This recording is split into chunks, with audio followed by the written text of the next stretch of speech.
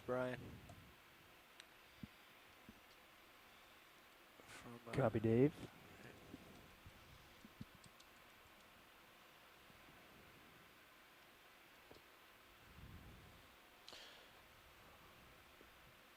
Nav, we'll probably want to stop the ship here and take a look around again.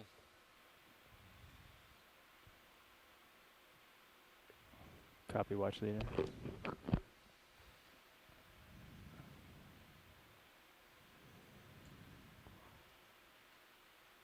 Got a lot of outcrop here. Bridge, are we up?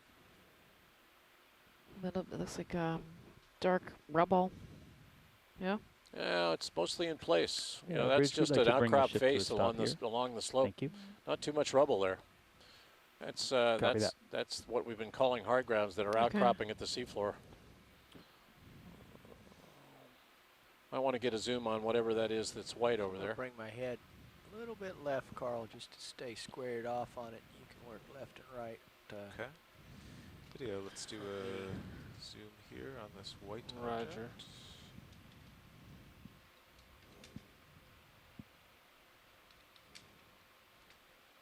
Holding. Thank you, Bridge. This looks like human debris, maybe. I don't know. Let's get a quick zoom on it anyway. Okay.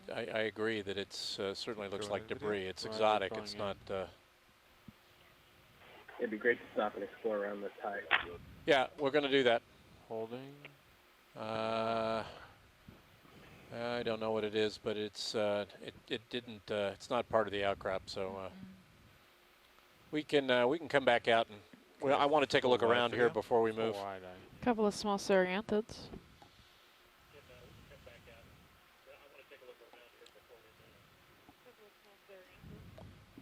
Full wide. Looks like plastic. Yeah, that's what I thought.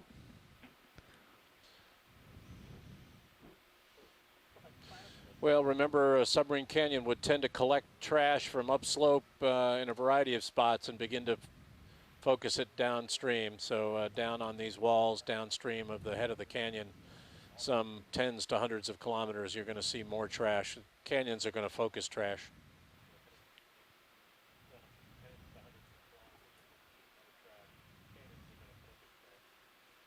Yeah, I think the idea here is to take a look around, zoom in on things we see before we move the ship. Another yellow object straight. I think that might be an anemone, though. Certainly got And, brittle stars. We got potential multiple coral straight ahead, fly trap anemones. to the right of the yellow. Okay, well, let's zoom on the yellow first. Roger. A retracted anemone. Looks like it could be a worm to its right. Yeah, I think that is a worm. And then there's something directly above it. I'm not sure what.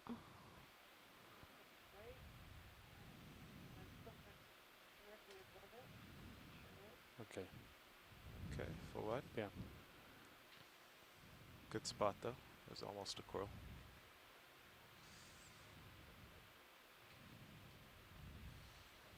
Full wide.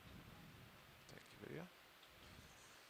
Okay, I'll work my way back around to port. Slowly come up here.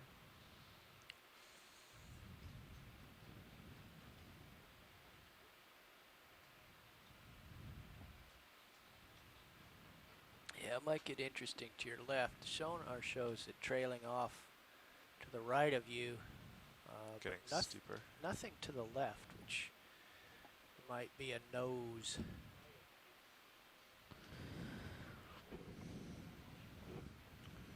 Or a sharpness.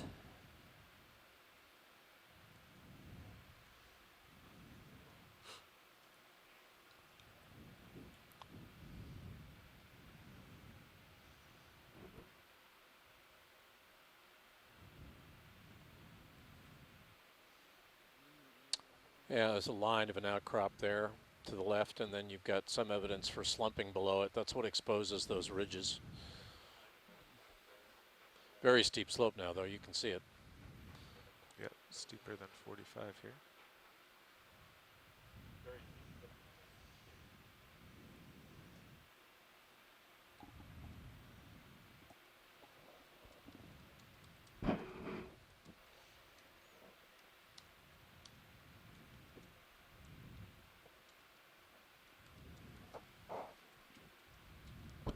Looks like a good habitat for those sliding fish. Yeah, you can see a nursery for them. Yeah, right there. you See those guys. square things. It's, You guys, it's fine. You just guys believe that sediment just kind of wanders down slope, you know. Gravity, Could do you a guys need to go controlled to school. experiment Physics, here. called physics. Gravity goes straight down, doesn't wander down. yes, but could local variations in the frictional coefficient deflect it? Yeah. I'm not going to dignify this conversation. You've obviously never snow skied. I have. That's why I know that you go straight down. It's about my problem, snow skiing. Okay. Yeah, once we've gotten a good survey here and convinced ourselves we haven't got a lot of sessile biology, we can resume our move up slope. It's pretty fascinating, but I don't see too much in the way of Yeah, Sirius is over the encrusting top biology here, here. now. Yeah, I think I'm almost at the top. Yep. It's, I know. Well. Yep. From, ROV watch down. it. Let's get going again at Yep. point 2. Okay. Point 2 towards waypoint 2. Yeah, I don't want to run out of time and not have gone up very far up this wall. Sure. And Brian's not looking extensively right now anyway, so we can fly up here and miss a lot of Carls and things. And he'll I'm never on know. top of this He'll never know. nose. You can see it in Sirius pretty It's well. interesting. Oh, you just Oh, saying darn I'll it. never know. Darn it, he's there. I've got one phone to one ear and the other phone to another ear. It's interesting how little this showed up in the back scanner and even in the multi-beam. Well, parts of it are 45 degrees. I simply don't know how good these in quote seismic anomalies of BOEM are. I mean, it very much depends on the quality and the amount of seismic he has. I don't think you have Bridge ROV track maps. You just have the anomaly maps. Exactly. He might have 1 or 2 lines out here. Yeah, Bridge Yeah, requesting we a don't move. have track maps, so it's hard to 200 know. meters, 297 degrees, 0.2 knots. I didn't mean that crack, Brian. But I'm actually Thank thinking you, about just even our multi-beam, though. It didn't even show up that clearly in our multi-beam that we just took.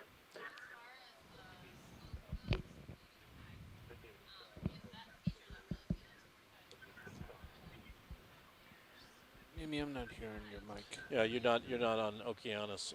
You're not on the party chat there, boss. No. Okay. So No, it's not- pilots, yeah, we but that's not what you altered want. our course a Okeanos bit, party 297. There you go. 297. Copy. Video on Talk to us zoom now, on Sue. this star. Roger. Quick zoom. I haven't seen one of these yet today. Mimi, I think you need to move your mic closer to your mouth. I don't think that's it. Maybe that's it?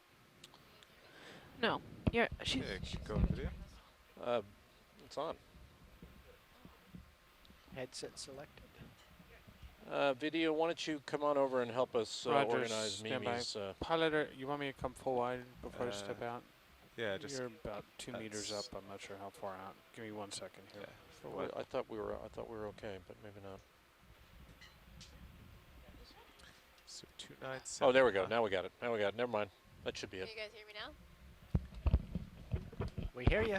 Radio check Mimi? Yep. Great. Okay. So Okay. I was just commenting on the resolution of the multi-beam and I'm the back. ability of Nice. the multi-beam to resolve a 45-degree slope. I think whatever was 45 degrees must have been smaller than 25 meters across, and it got blended with nearby flat areas, and it got dumbed down, if you will, to a lower slope. This That's is my guess. this is a quite isolated feature. That and makes I sense. wonder if it was one of those points that's enough of an outlier that got cropped out manually. Well, you've got steps. The overall slope's 15 degrees or so, and then you've got steps that are quite steep. And Mimi's right. I mean, the pixel size for the mappings. You could lose these small steps, and it just gets spatially averaged. Now, what are the closest contours we have here? Like right where the mouse is about. It looks pretty even in the contour spacing. Estimated about 30 degrees slope from here to waypoint 2. I mean, those look pretty even to me. There's Yeah. a little bit of closer in here, but, you know, they're straight line approximations, so.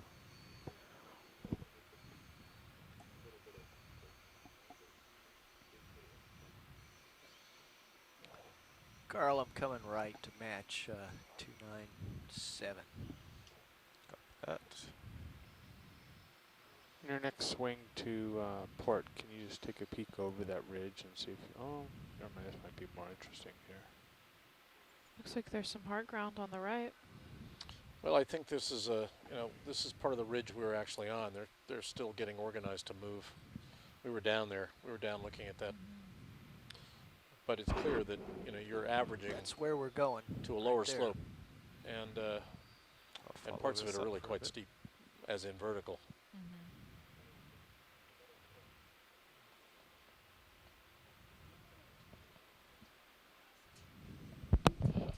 What?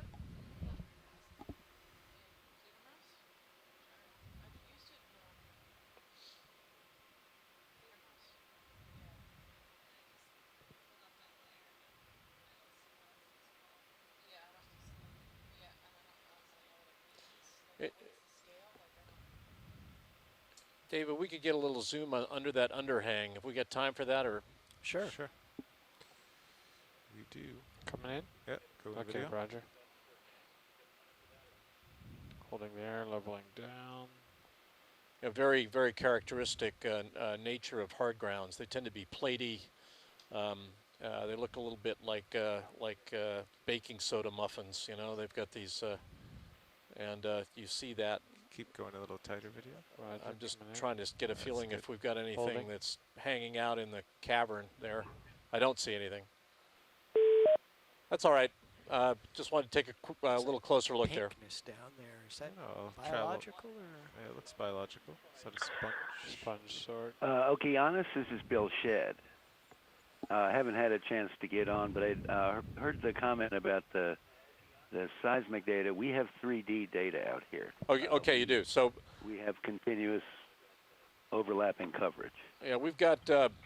We didn't really see much in the way of squat hard on the grounds or left. Is it hard going to seafloor in at on the base of the slope here. Yeah, let's go in tighter Bill, on these. mostly sedimented seafloor, no evidence for hard seafloor at all. And then on this slope, we're seeing hold my evidence for focus. extensive Okay. outcrop, Sorry, I bounced occasionally right near vertical worries. slopes. The average slope's considerably less, but you're seeing evidence now for extensive hard grounds we're looking at. I am interested in this pink Yeah, sponge or something, if you want to zoom down. We we're have working on some Thank you. evidence from the industry, oil industry, indicating extensive chemo and coral development over in Green Canyon, just to the east of here. And we, by analogy, we extended the mapping over here. They look identical. Well, we haven't is that seen full we haven't video? seen a single coral yet, Negative. and no evidence know. for chemosynthesis. But we're not very high up on the slope Yeah. yet. My focus tells me Yeah, you're yeah, coming no, I in. understand that, and it's interesting the differences, because Wow, pretty the quick evidence in we there. had over there to the east was, I mean, they were dense communities and stuff that Yeah, looked come out, just like partial. this on Coming up 3D partial data. line. Very good. So it's showing us that an anomaly is not always an anomaly is not always an anomaly, and not always indicative of active chemo development. Well, and we haven't gone that far up this slope yet. I don't think the verdict on this slope is in. So I make Let's a go, prediction. Yeah, that yeah, well, it's very wide. different than yesterday's, Full wide? that and carbonate rock had they to look come from very somewhere. similar on seismic. yeah, That's the interesting thing. So let's Full keep wide. let's anyway, keep I going, wanted to Ghost. give you a Let's- sense you and let you down. know that And done. we have continuous coverage over the. Oh well, that's great. I appreciate you letting me know, Bill. I don't mean to disparage your coverage. Yeah. Believe me. Oh no, no, we have where you see anomalies in our files, we have 3D coverage over That's those great. areas. Where you don't see anomalies, it doesn't mean they're necessarily not there. We don't have 3D over those areas, so we don't trust the 2D. We have 2D as well over here, but we don't use it. Oh, you lucky guy to have extensive 3D to look at. Yeah, yeah. Well, in some areas we have 6 or 7 overlapping surveys. Yeah, nice. So it's like a kid in the candy store. Absolutely. So I'd Yeah. Okay, I head need up to that run, but way I and just line wanted to it let up you so we know see what's that coming. I know White where you object find an center, if anomaly you're in our scooting in database, there. that means we have 3D coverage. Thank you very much Thought I for saw letting us know. movement there, but Sure. Yeah, All let's right. let's Yeah, keep moving, guys. Yeah, I want to second the pilot and the watch lead. We need to get moving. squat. Yeah. We have another EX1402L3 on the upper left.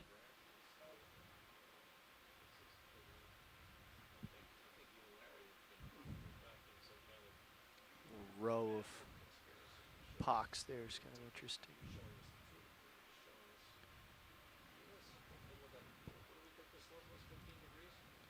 Co-pilot, you've got me seeing corn every time I see yellow now.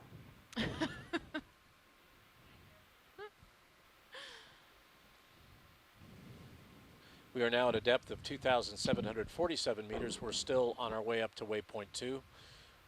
We have about 177 meters to go to get there. We're seeing extensive outcrop, occasionally very steep slopes, 45 degrees and steeper. We've got intermittent sedimented terraces between these outcrops, but we've basically got hard grounds almost everywhere Pilot near looks the like you might seafloor have a here. rise coming up again It's a with silver Sirius tripod, sonar. I believe. Certainly Copy does. Not there yet, but It's like another fly trap there in the center left. Can somebody No, gain it's- down my sonar? a maybe, little? I don't It's a know. lamperid. yeah. Oh, it's a fish, isn't it?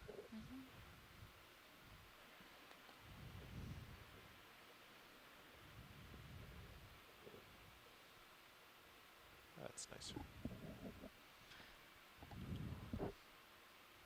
So watch lead, are we allowed to ask questions?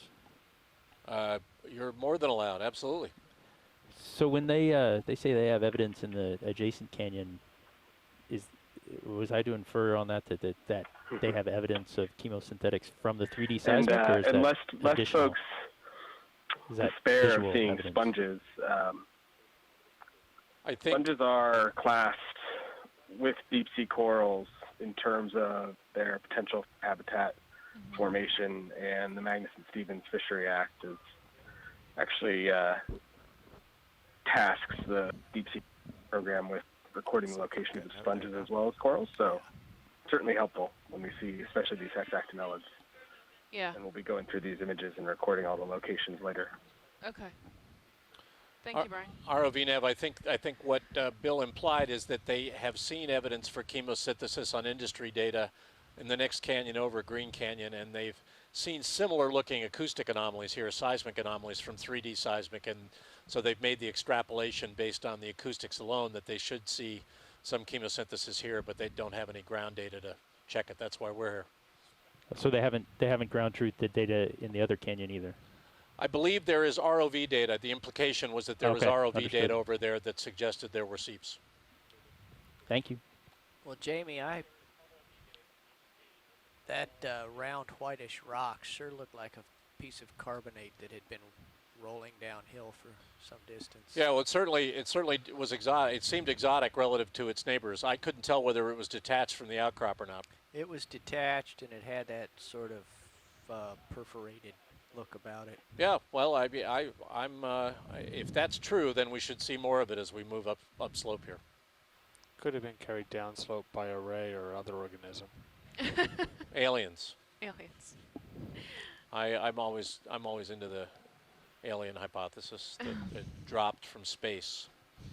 But no, I don't know. It's when you're on the side of a wall of a submarine canyon, there are multiple options. It could come downslope from gravity. It could be swept down the canyon with big currents from up canyon, and there's a lot of terrain that's being drained by the Bryant Canyon. So, got to be a little careful. Are we at point 2 now? There's another. Yes, we're at point 2. Let's come back to point 3. There's another large mound ahead of us, probably 10 meters in front of the ROV. Oh well, strike that then, Brian. Let's see what this I'll what pull this up a little bit shows. and see if this recedes or Okay. continues. Yeah, Dan Warren is confirming that there has been ROV data in Green Canyon verifying chemosynthetic areas. So I thought there had been. There's a Green very Canyon's an young area that a lot of Venus work's been done. flytrap, anemone Thanks, back. Watchley. It's a very productive industry area. They've been a lot of activity over there. Productive as in commercially successful.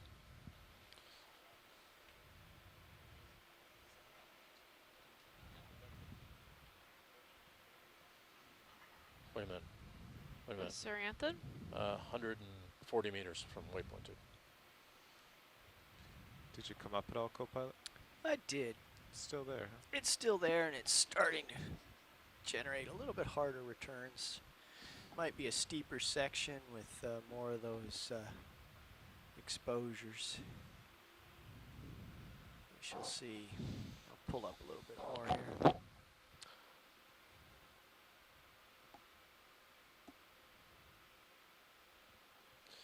Yeah, back to a sedimented seafloor here. I could convince myself that we've got a little bit in the way of rippling here, evidence for some intermittent current activity.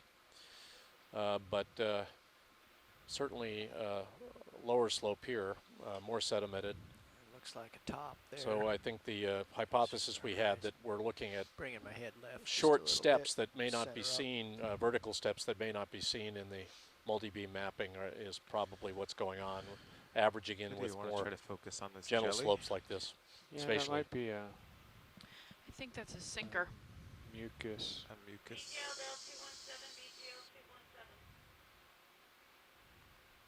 It's almost impossible, huh? No, it's perfectly in focus. Guess you have to get them with a black background. Okay. Yeah, let's Come keep Roger. rolling, boys. Why? There you go. I don't think there's anything Closing up. particularly threatening ahead if Okay. we want to pick up speed a little bit. 0.3 Sure. I. Yeah, I think let's go 0.3. Bridge RV nav.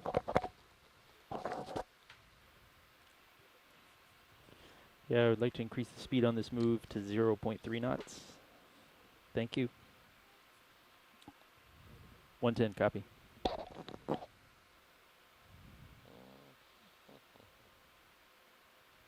Should be almost at the base of it. We are now at a depth of 2,728 meters. We have risen from a depth of 2,813 meters at the start of the dive, climbing the west wall of Bryant Canyon. This is dive 10 of Expedition 3 of our ROV set of dives in the north central Gulf of Mexico. Second dive in Bryant Canyon. We dove across the way in Bryant Canyon yesterday. Seeing evidence for extensive hard ground outcrops on this slope, but very little in the way of encrusting biology. Some sponges, but no deep corals as yet.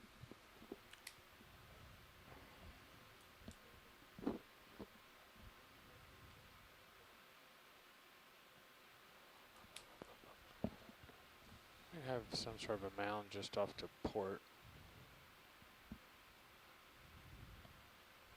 I see a change in sediment at what looks to be the base of it. Okay. Yeah, that is the beginning.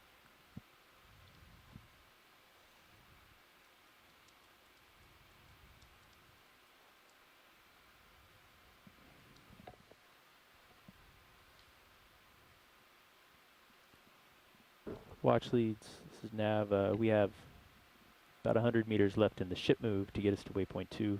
I'm assuming that we just keep on this, we'll swing right on through towards waypoint 3. Yeah, I'm not sure. I can't see waypoint 3 in HIPAC, but it's not much of a change in No. bearing, yes? No, it's just a little more north up, but continued up perpendicular contour lines. Yeah, and it looks like the slope flattens out a bit. So yeah, I'd keep going 0.3 unless we see something extraordinary here. Roger. So this exposed stuff, Carl, and what's right in front of you is the It's the target that I'm picking up. this is the base. So I'll rise up, look down on you. Okay.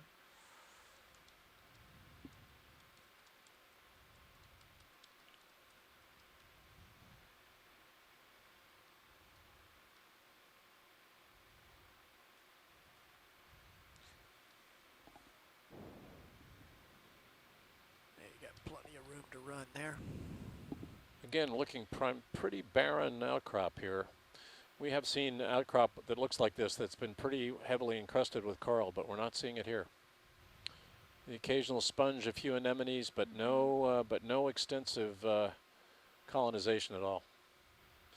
Can only think that's because it's a pretty active slope, and you're just most organisms are not happy with that if they're trying to stay here for hundreds of years. Makes me appreciate these anemones, though. They've got to be tough. They can get up and move too if they need to. So that might be another reason why they're here and corals are not. I would think though if we had a lot of coral in the area, or it even had the ability to recruit here, that we would see small ones. We don't even see that. There's just not much in the way of, this is barren rock. Those of us who like rocks, this is great, but for the biologists, this is... You're about to cause a mutiny. That's right, Really. that's right. But fortunately, the central Florida escarpment will make up for that. There will be very little in the way of rocks and extensive corals. Yep. And you'll be threatening me. And the sound of me sleeping next to you will be reverberating out in the community at large. Oh, thank goodness I have the ability to mute your microphone. You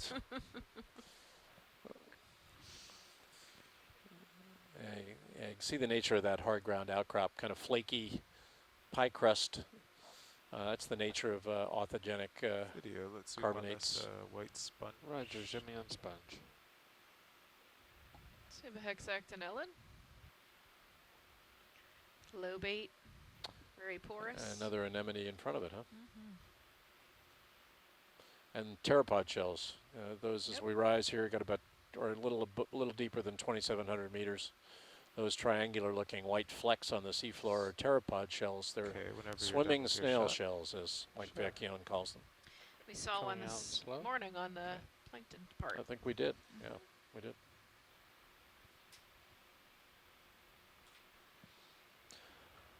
We're about 120 meters from waypoint 2 now, and we'll just sail through waypoint 2 with nary a salute and keep working our way up towards waypoint 3. That is full wide, pilot. Very good visibility. Very, very little in the way of cloudiness in the sediment, except the cloudiness we kick up ourselves when we stop to zoom in. Partially because there's less soft sediment here. A lot of rock and less soft sediment. Very hummocky seafloor. It certainly looks a little different than the spatially average slope we thought we would be going up here on the multi-beam. That's why zooming in to look closely always gives you a little different perspective than we didn't see those gullies, rills, those furrows yesterday at all on the multi-beam maps we were using to guide the dive.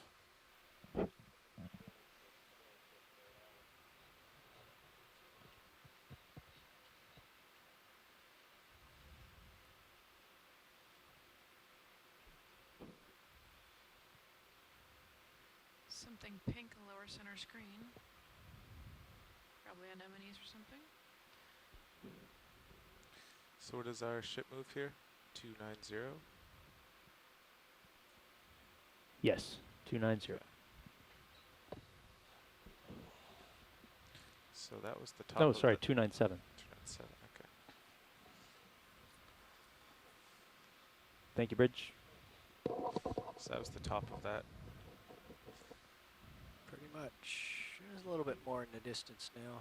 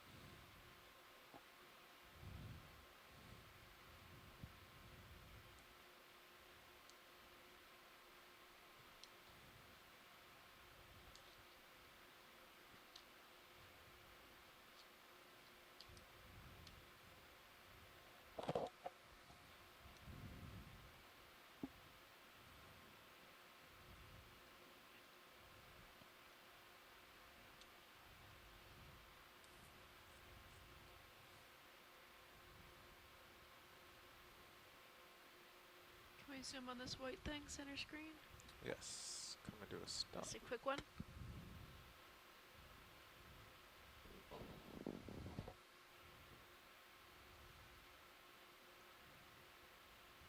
Could this be?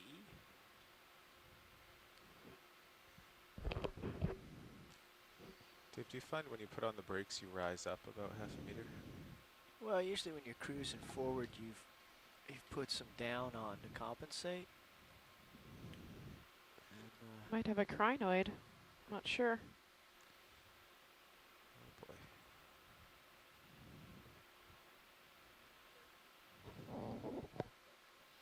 Okay, video. Zoom in. Roger, zooming in. Yep. Holding. Q-matulid crinoid.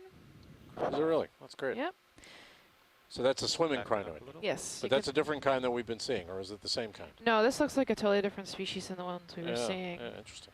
Keep going in as I center. Going But in, it's still a roger. Q-matulid, so it's still a swimming type. The other day we saw a stalked one that's permanently affixed to the Holding. floor and on a long stalk. This one can get up if it chooses. Bridge, ROV nav. We'll need lasers on that too, Carl, before you leave. Okay, let's go out partial to lasers. Yeah, Bridge, I'd like to request a move Roger. after the completion of Yeah, this move. lasers. 170 meters, 325 degrees, and, 0.3 full knots. wide. Full wide eye. Thank you, Bridge. Thanks, guys. I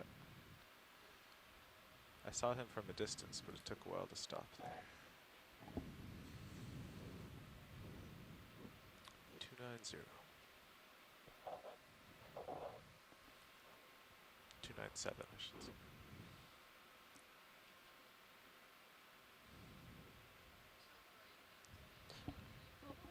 You can turn your lasers off, Carl. Yeah. Well, we...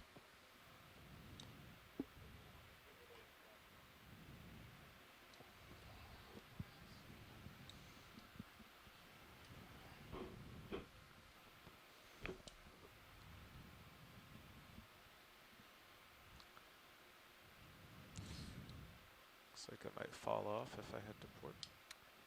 Right. The top of this mound. Sidle over there and have a look at that slump since got a little bit of it's tether okay. to play with.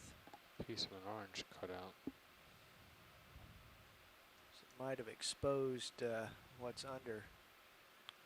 It's not as dramatic once you don't have the serious lights. I do think it'd be good to get a zoom on that steep indentation there dead ahead of us. Working on it. Roger that.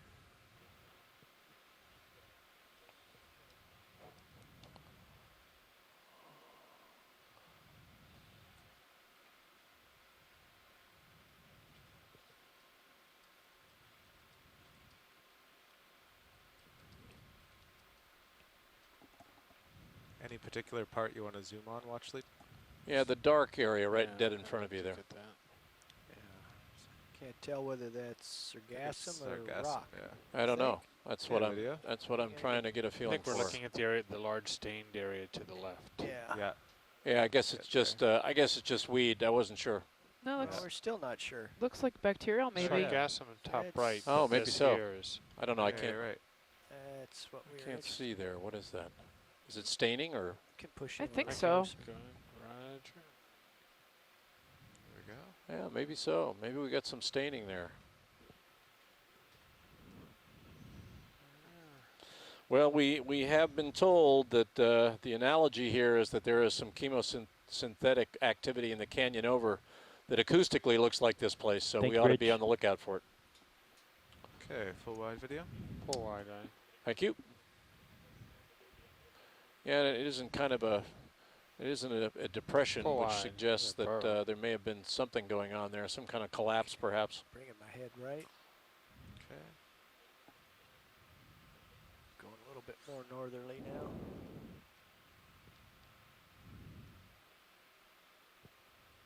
We're at a water depth of 2,698 meters.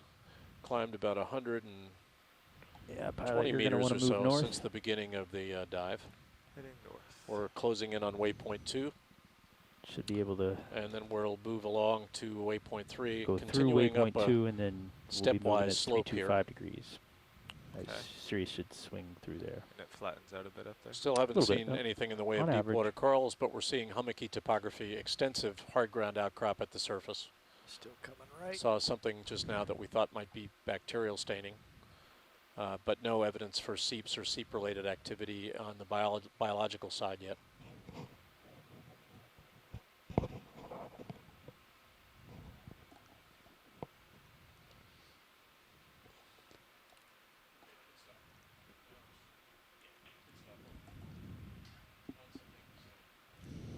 You have a star. Sea star, center screen. Do you want to zoom on that? Not if you can't. It's not a big deal if you've seen him before, I think. Okay.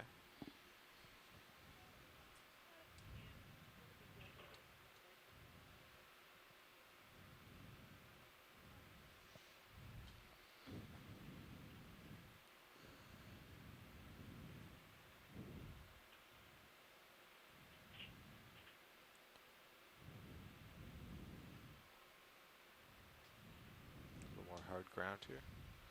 Yeah, we're coming up on some more hard ground.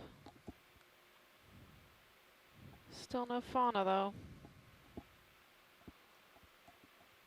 Looks like there might be one of those small corn anemones at the top.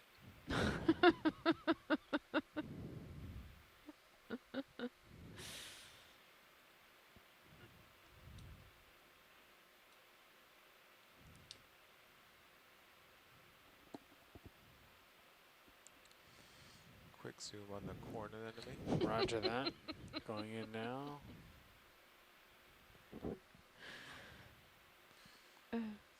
Huh. I don't know what that is. Just a little Yellow. piece of Let me sponge. darken up Yeah. some. Get it a little closer for me. It's a peep. It's a peep left over from Easter. That's what it looks like.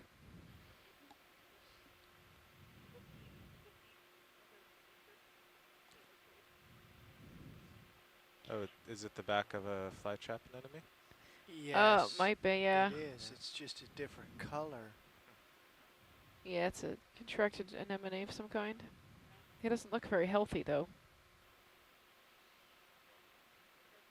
It's so Go in blobbish, I'm just focusing on the rock. It's very hard to Can you go in a try bit and more? There we go. hold him here.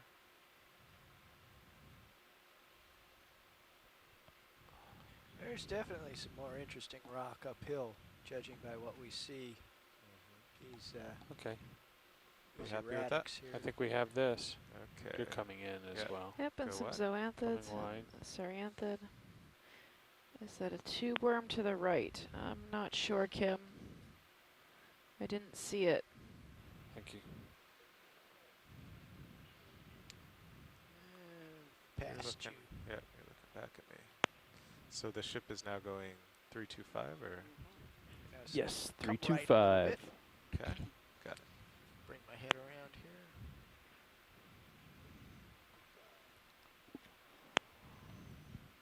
Looks like maybe picking up some terrain in Sirius. Yeah, the hillside's to your left. But you've got room to maneuver over on your right.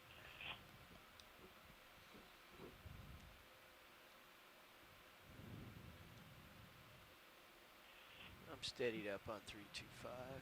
Sounds good. You're still looking back though, huh? Yep, I'm picking up a little bit.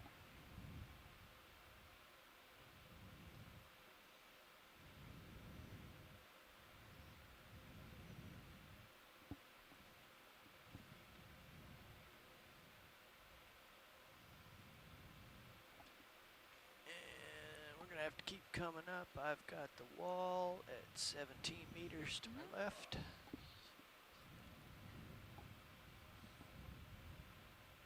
Okay, got gaining clearance now.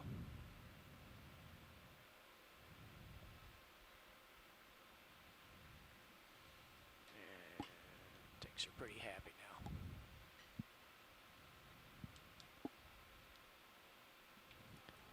ROVNet watch lead, are we off the seafloor about 5:30? 5 o'clock. 5 o'clock.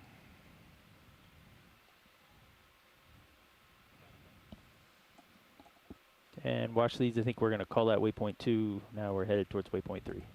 Thank you.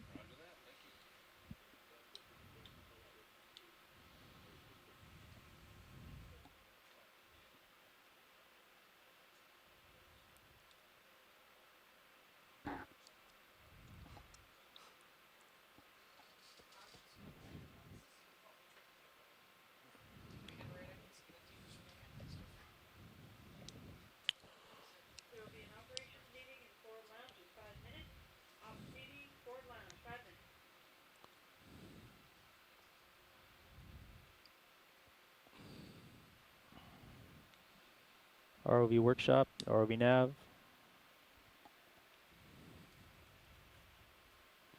Yeah, and anybody down there up for sitting in the nav seat for 15 minutes while I go to the meeting?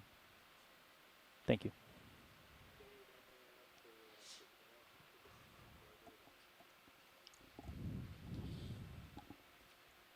Carl, have you noticed that time passes slower over in the right-hand seat? Yes. Passes even slower in the left hands. See, I do not agree with that. No? No. I mean, I don't know too much about that seat, but Yeah, it's true. There is a lot to do over there. I like fuddling around. Yeah. Nav survey 2. Go ahead, survey 2. I have extra waypoints. If you reach around your shoulder, I can hand them to you in case we blow My past. left shoulder or my right shoulder? Your right shoulder. Okay, roger that. Don't ask me left from right. Sneaker net. Oh my. Yeah, you don't have to add them all, but ROV nav, I wouldn't add more than 1 or 2 of those for the moment. In fact, that assumes we get to waypoint 5 with enough time left to do anything other than look around. So you might just stick them in your kit bag for the moment. Understood. A truly experienced navigator would wait for his relief to do that, but I see you starting in. That's a good point. That's a good point. You're You have not learned to defer uninteresting possibilities to your successor, as opposed to Chris, who immediately grabbed that laundry option as his own. What you didn't know is that I had a ace in the hole here with Jeff. Well, Jeff, you know, that man, you can always turn around to the next Indian and go, you know.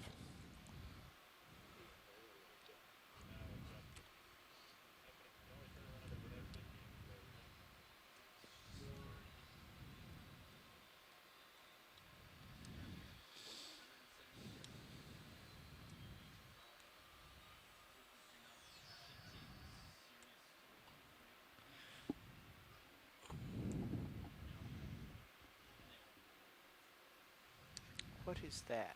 Whiteness in the distance, dead ahead. Oh, it's a pock mark, or one. It's one of those mysterious alien crop circles. That's right. I'm glad this whole alien thing is taken off. Rubbing off on you guys. I think it's it's always been there as an option. It's a way to blunt adversarial discussions. You know, you just pull the alien card. That's my guess. People for the, walk away in disgust. That's you my know. guess for the unknown sonar target on Thursday. 200-foot long spaceship. Was there really a 200-foot long something in the sonar? Did you guys copy those waypoints? I believe. We've got them. We're not going to put them all into the system yet, but we've got them. Kelly, I think. Yeah, just to keep handy as needed. Roger that.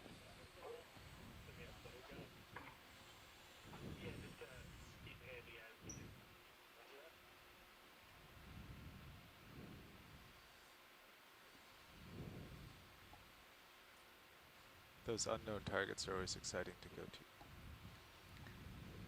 But it's not very likely it'll be as exciting as the 3 wrecks we visited, so it's kind of a trade-off. You never know. Well, on a bottom like this, anything that sticks up is worth investigating.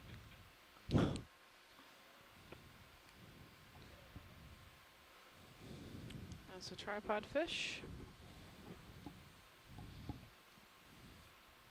Welcome, Nav. Hi.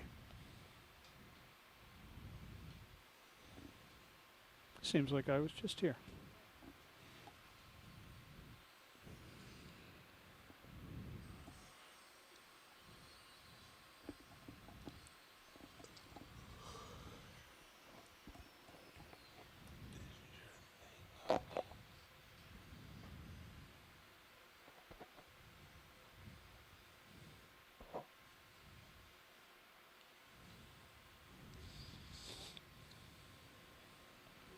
We're at 2,663 meters on our way to waypoint 3.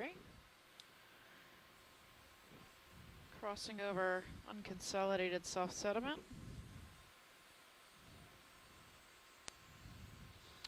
No more noses in the Sirius sonar. Haven't seen much fauna. That's the Holothurian, some shrimp. One cumatulate or swimming crinoid. A couple of anemones wherever there's a couple of hard outcrops, which have been few and far between. Well, actually, we've seen some extensive outcrop. Just haven't seen many anemones associated with it. We've kind of come across a couple of steep steps here and had extensive outcrop. So I think on this slope between waypoints 1 and 2, we've actually seen quite a lot of hard ground, but very little encrusting biology. I think that's the interesting part of this.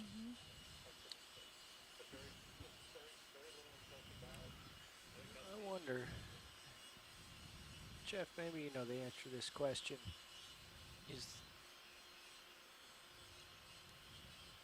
Oh, never mind. That looks about right for Cereos. Dimension. Dimensionally, yes. It used to be right. I think it's still correct. The only thing, as I recall, is you cannot move the sonar off the center axis. Is that right? No, it's Is it off? It's Okay. offset to the left a little bit, and I think that's. Oh yeah. I think it's where it should be. That was back when Sirius was 1 year old, though. But the sonar has always been in the same place, so I think we're okay with that. Now, D2, on the other hand,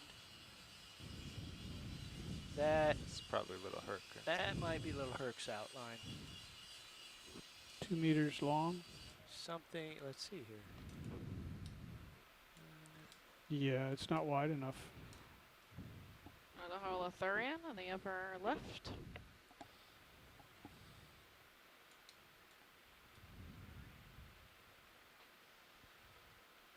Yeah. 2 meters. Let's see here. 2 meters long. Yep. That's little. Oh, wait a minute. 2 meters by. By One. one. Yep. That's too small. That's Little Herc. We could fix that when we get bored. We're about 88 meters from waypoint 3 now, and we'll make a left-hand turn.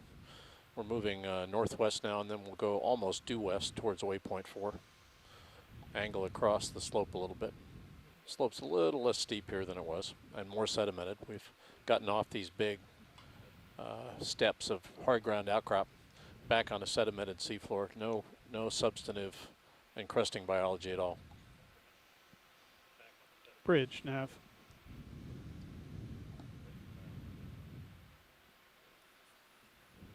Yeah, how much have you got left in this move, please? Thank you for that.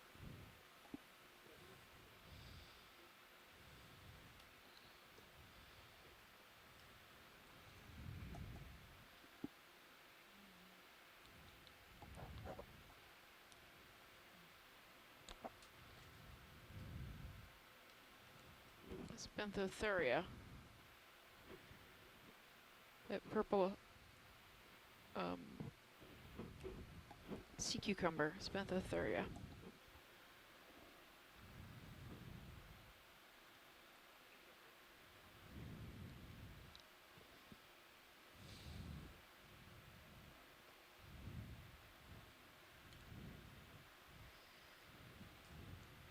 Bridge, nav. Please add 50 to the move. Thanks.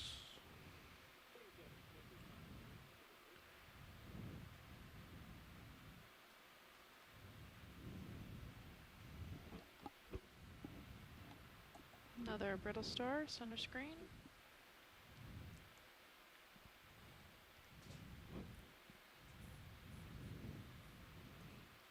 Sounds good. Thank you.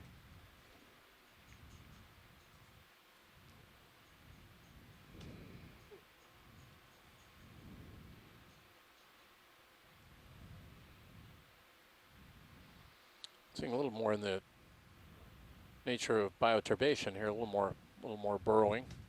Still sedimented seafloor, but a bit more burrowing going on.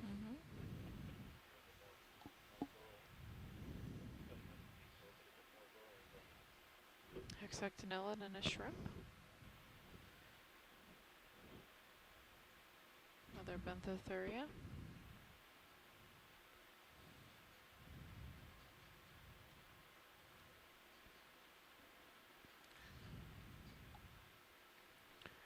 would you zoom on this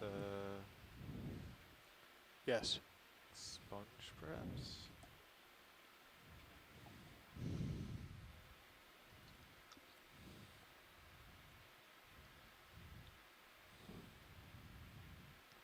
Oh, Yes. hexactinellid sponge. They always catch my eye. It's lots of lobes, or lobate. Fine mesh. Does it have a hex symmetry, 6 of something? You know, I don't know, I can go in closer if you'd like. Yes. Dave. I can look that up. Drifting back a little bit.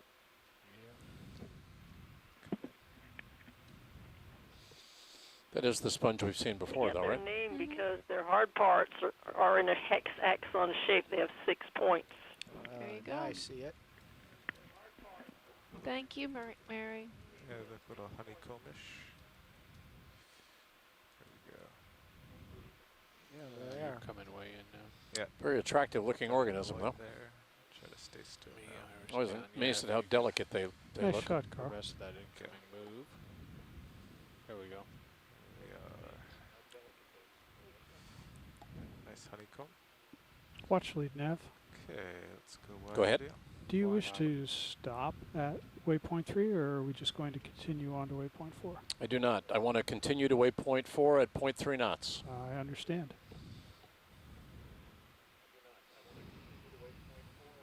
Pilots. For what? We're nearly at waypoint 3. Would you like to have the ship stop and have the wire No. come down, or would just move into the next move? Let the vehicles arrive at waypoint 3 and go right into the next move. I understand. Okay, the next move will be more or less to the west. Yeah. So when I tell you, the ship Yes. will have started moving to the west. Roger.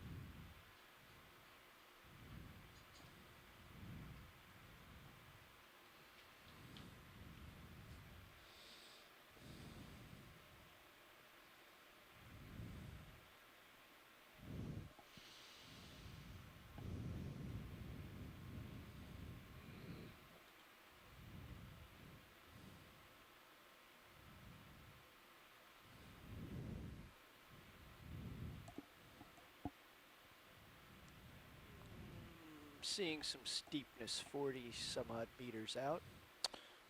Maybe not steepness, but higher reflectivity certainly. Roger that.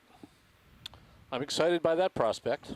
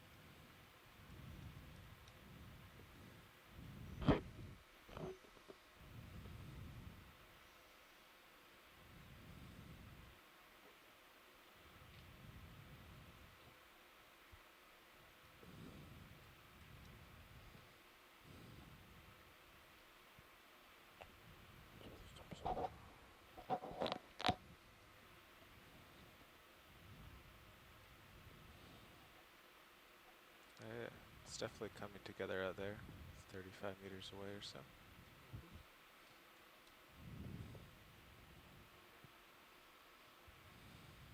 I think we might see another one of those more exposed little benches. You're only 30 meters from the waypoint. Well, if the waypoint was dropped on an area of high reflectivity, it would agree with. Yeah, I think that was the idea. I think we might want to stop the ship at waypoint 3 and make sure we take a good look at that if we can't quite get to it. Well, we're going to get to it. All right. No I copy worries. I copy 1-5 to go. Just come to an easy stop here, please. It looked like a gunny asteroid to me, but I. Okay, the ship's be coming sure. to an easy stop. Roger that. Thank you. Yeah, we're still 35 meters away, though. Yes, but you got a lot of layback. Okay.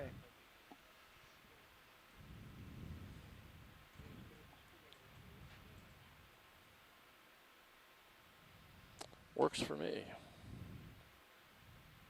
Couple of the shrimp to the left.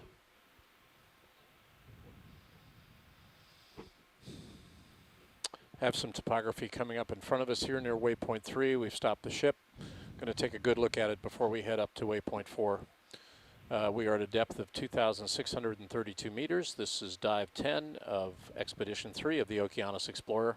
We're in the process of climbing a wall on the west side of Bryant Canyon. After diving 3 times in Keithley Canyon and once on the other side of this canyon, this is our 5th dive in canyon systems. Stay with us. This is the Okeanos Explorer.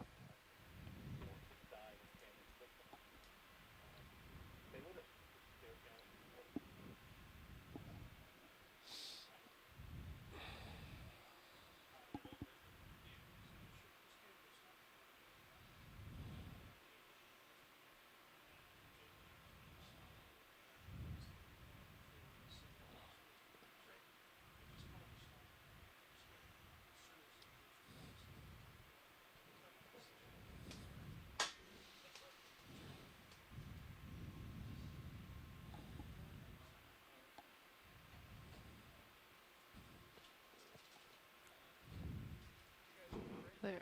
Ophiuroid, Brittle Star.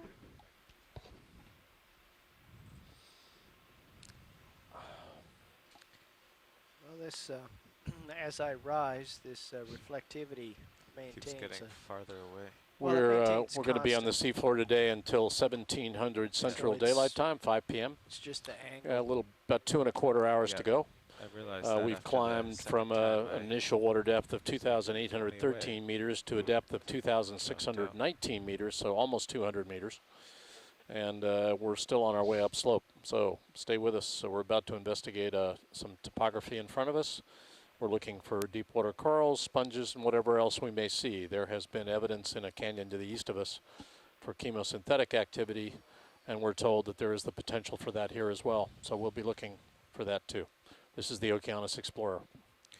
Well, actually, it appears that the topography showing up in Sears sonar was just the steady slope reflecting back more. That's just great. It is a mirage. It continues to recede. ROV before nav, us. then we may begin our move to waypoint 4 at point 3.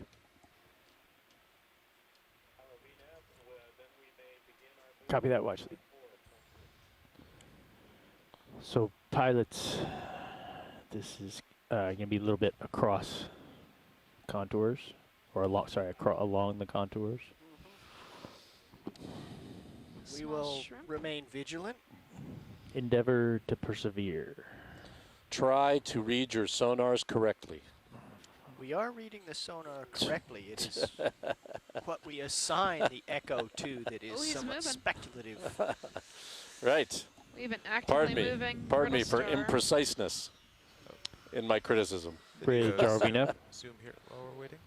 Got a brittle star right in front of us there. He's on the move. Oh, and he is absolutely energized. That's as Yeah, exciting Bridge as any would brittle like to star ever request a gets. New move. 300 meters, 272 degrees, 0.3 knots. Thank you. Good. Yeah, there you go. -20. Can I zoom still? Sure. Roger. Holding. That is a brittle star in a vain search for deep water corals. The frustrated brittle star. Oh, I can relate to him. He is just sitting there. He's associateless. You heard there's a rocky slope 20 meters away. Watch lead 2. Yes. Oh, watch lead 1. Watch lead 2. Stephanie. Stephanie. Yes, I am sorry. here. What's up? Those waypoints you gave me, are those available in an electronic form somewhere? They are. They are. How would you like me to get them to you? Are they on your laptop or are they on the network somewhere? They were in the event log. I can put them in the network. Just email them to me. Okay. Hang on one second. Engineers always want the electronic version. Incapable of handwriting. I think so. Still waiting. I'm No, fascinated by we can move on. sending the email 22,000 miles into space Right. through a Right. server. Yeah, we could hand it to them Chicago, across the video. telecomputers, but no. We've got to use transponder time. You overestimate my ability to type all these numbers correctly. No, we understand that. That's why I didn't write them down.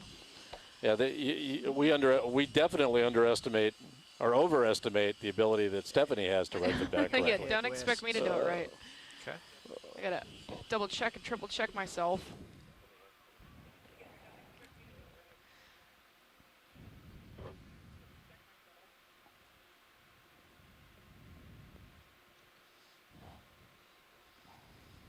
We have gotten to waypoint 3, and we are moving now approximately due west to waypoint 4. It's a distance of about 280 meters.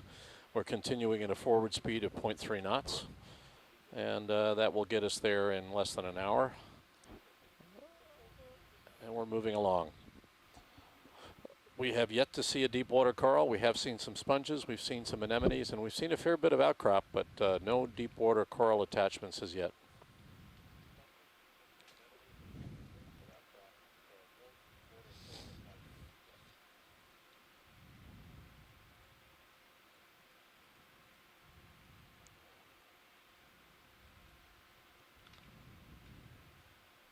Okay, I'm steadied up on west.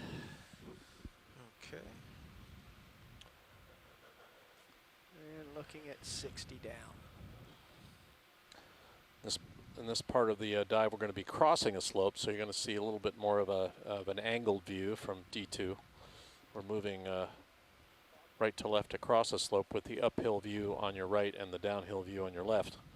So this is always a little more problematic with an ROV transiting across a slope, but we will do it. We will do it. If the slope is not too rugged, it's doable.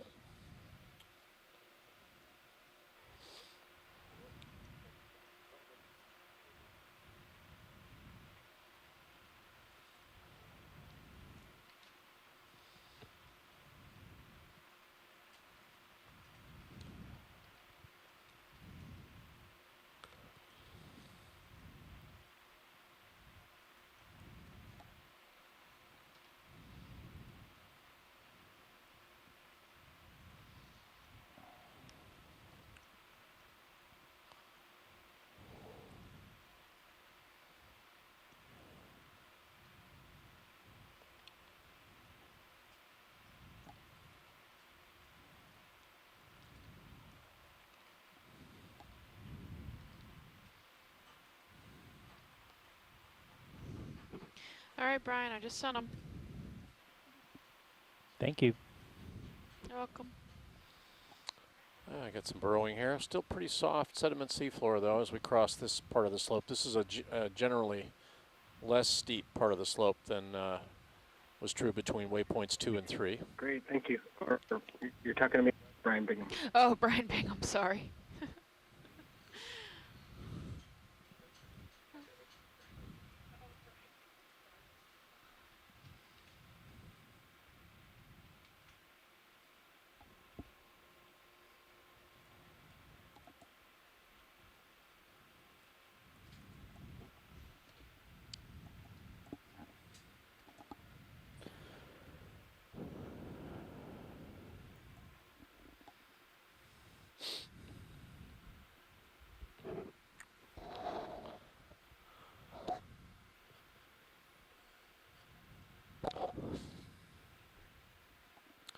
one of those holothurians we saw earlier in the dive that we say we've seen before, but it's not the same as the other blue one we've been seeing. That one's Benthothuria.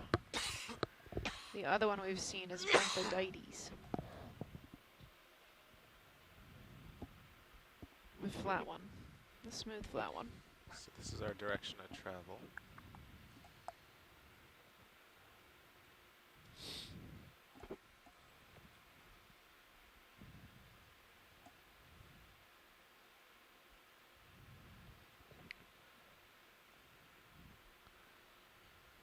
Yeah, this is Benthodites typica, which is different than that. Bob Carney is back with us. Hi, Bob. It's always good to have Bob with us when we sight holothurians on the seafloor.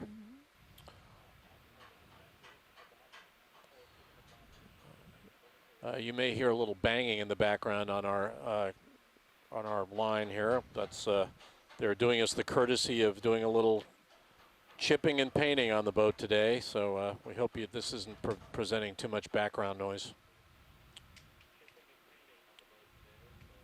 It is a day, if you have to do chipping and painting, this is a day you would want to do it. It's absolutely beautiful out there today. Gulf of Mexico is a lake.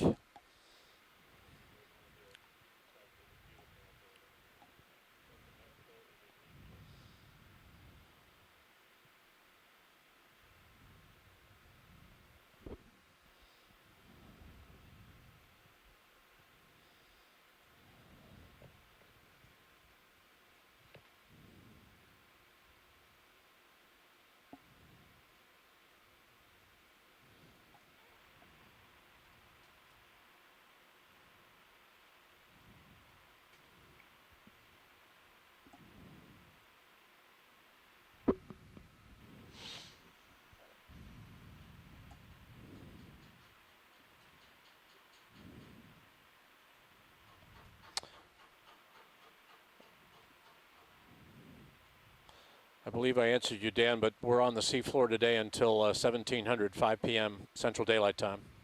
That's a little over 2 hours from now. We're extending the dive today because of the mid-water work we did for Mike Vecchione on the descent this morning. So we would normally be coming off the seafloor an hour or so earlier, an hour and a half or so earlier than that, but we're staying in today. That should give us enough time to get high on the slope here. Looks like we're being hunted. And a It's nice like another. rat tail. I guess it is a rat tail. Yep. Seen the shadows of, I believe, 2 of those recently in the lights, but haven't had one I'll come do right a into our pool. quick zoom on his Yeah, let's head. grab him.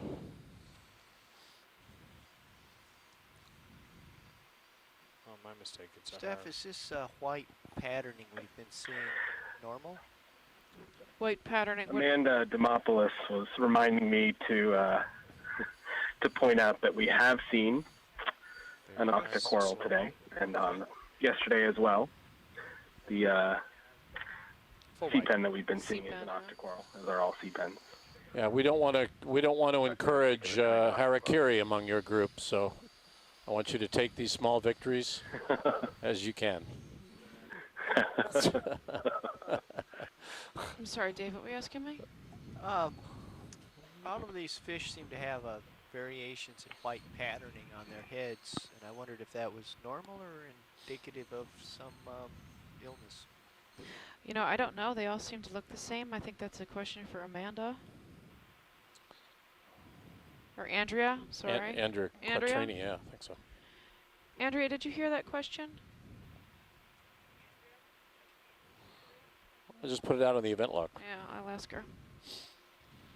Our tilted view of the world right now is indicative of the fact that D2 is actually is angling up a slope between waypoints 3 and 4. We're not climbing it directly, we're angling up, and there you see a good outcrop there. Yeah, there's something coming up in a Sirius sonar there. Well, it's what I'm on, I guess. And it's gone.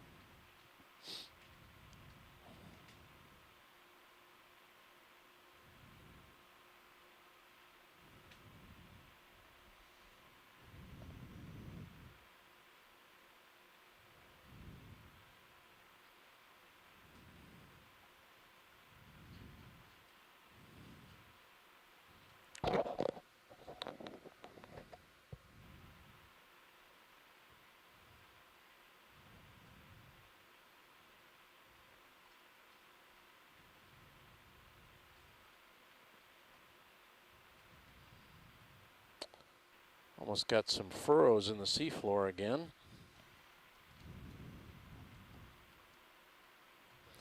Saw a lot of these yesterday.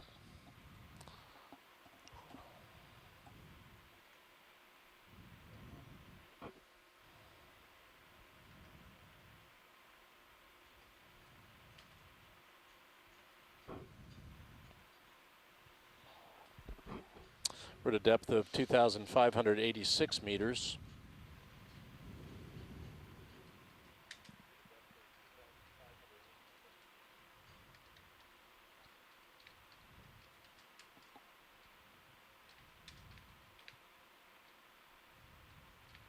Squat lobster.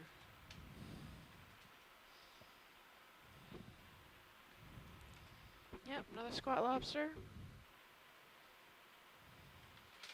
Looks like a possible shrimp coming down on the left.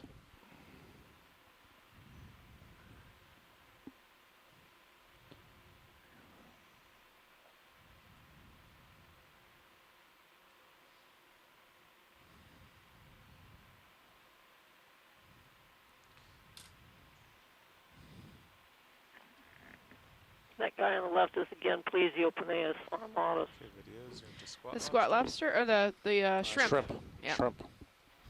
The shrimp.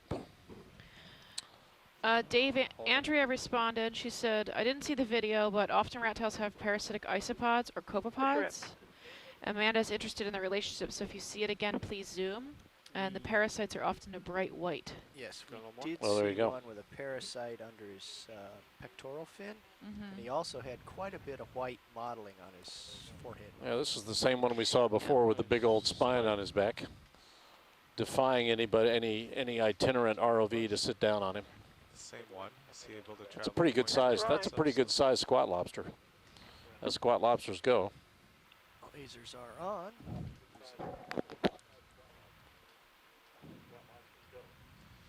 Let's That's go good. a little We'll wider and this, get and then the, we'll get the lasers. lasers in.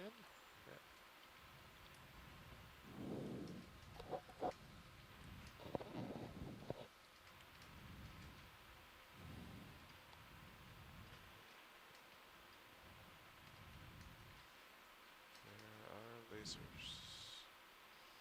Yeah, he's well on his way to being 10 centimeters across. He's, Okay, let's go wide. Oh, wide eye. Over the top of you. Oh, wide. Okay. Laser still on. Hey, Jeff. Good.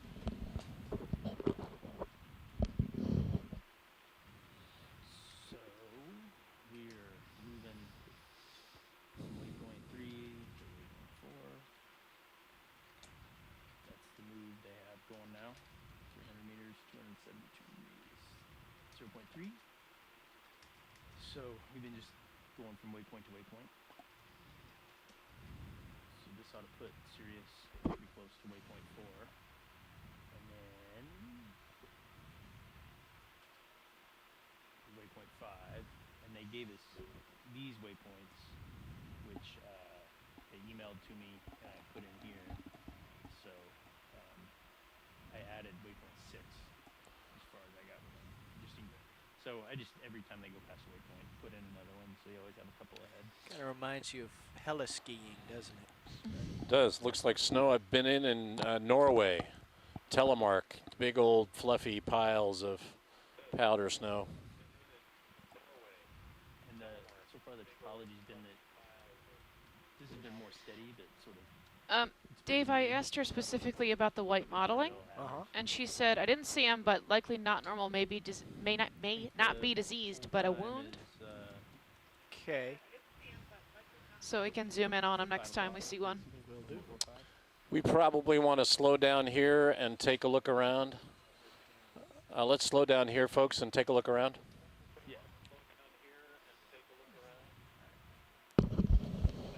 This is different looking. Copy huh? that, watch lead.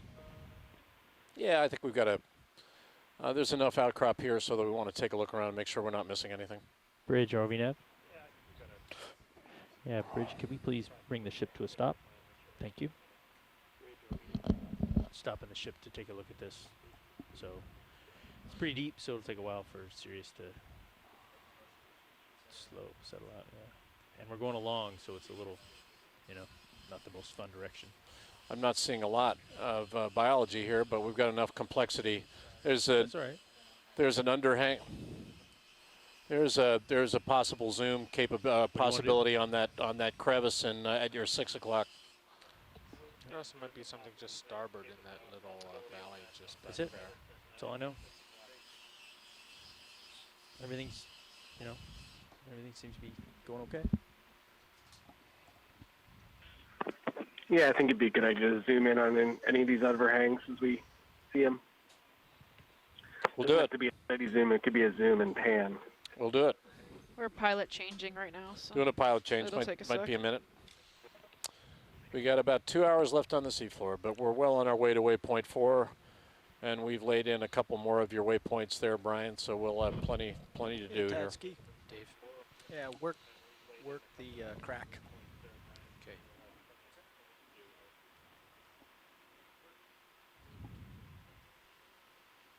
Pilot video, full wide. Thank you, video. I'll be passing behind you and continuing to the west as we slow up here. Okay, copy. Everything's looking good from here. Brother Dan has arrived. I'll brief him in. Get some evidence for breaking off of pieces of that outcrop. That's float. That's what we call float. That's when pieces of outcrop break and literally float downhill under the force of gravity. Now this looks like that white rock we saw at the base of the slope, yes? Well, yeah, the base of the slope was even whiter. But certainly the fresher exposures here that don't have sediment dusting on them look whiter. So I think that's the fresher rock where it's been broken off. You can see the outcrop, the fresh face where pieces have broken off it are whiter. I think a lot of it's just dusting of organic material, dusting of fine sediment on it. But you can see the natural burrowed look of that rock. I don't think it's burrowed. It's just that's the way the rock forms.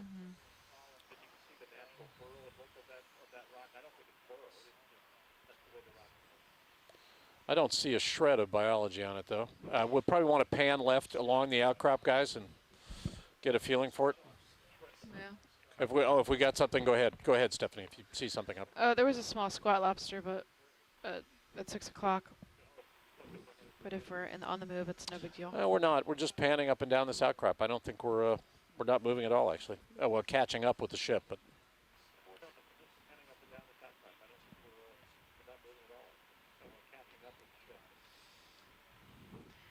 I think there's also a small red shrimp underneath that rock.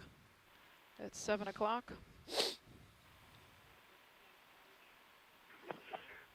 I mean, this looks pretty hard. What would be dynamic about this environment? Is there something above this? Well, you're on the edge of a canyon. I think gravity is the primary motivator here. Yeah, what speed? This rock's not very hard, and periodically it just breaks off. As soft sediment perhaps slides out from around it, it just doesn't like being exposed on a steep slope, and eventually it fails. I think Sirius is still swinging a little, but ship is coming to a stop. It's a pretty steep slope. Looks like a 35 or 40 degree slope. You're probably 20 meters from the ship, so you may swing that far. I don't know what the current's like. Copy. Yeah, go ahead and swing and face me. See Dan. All right.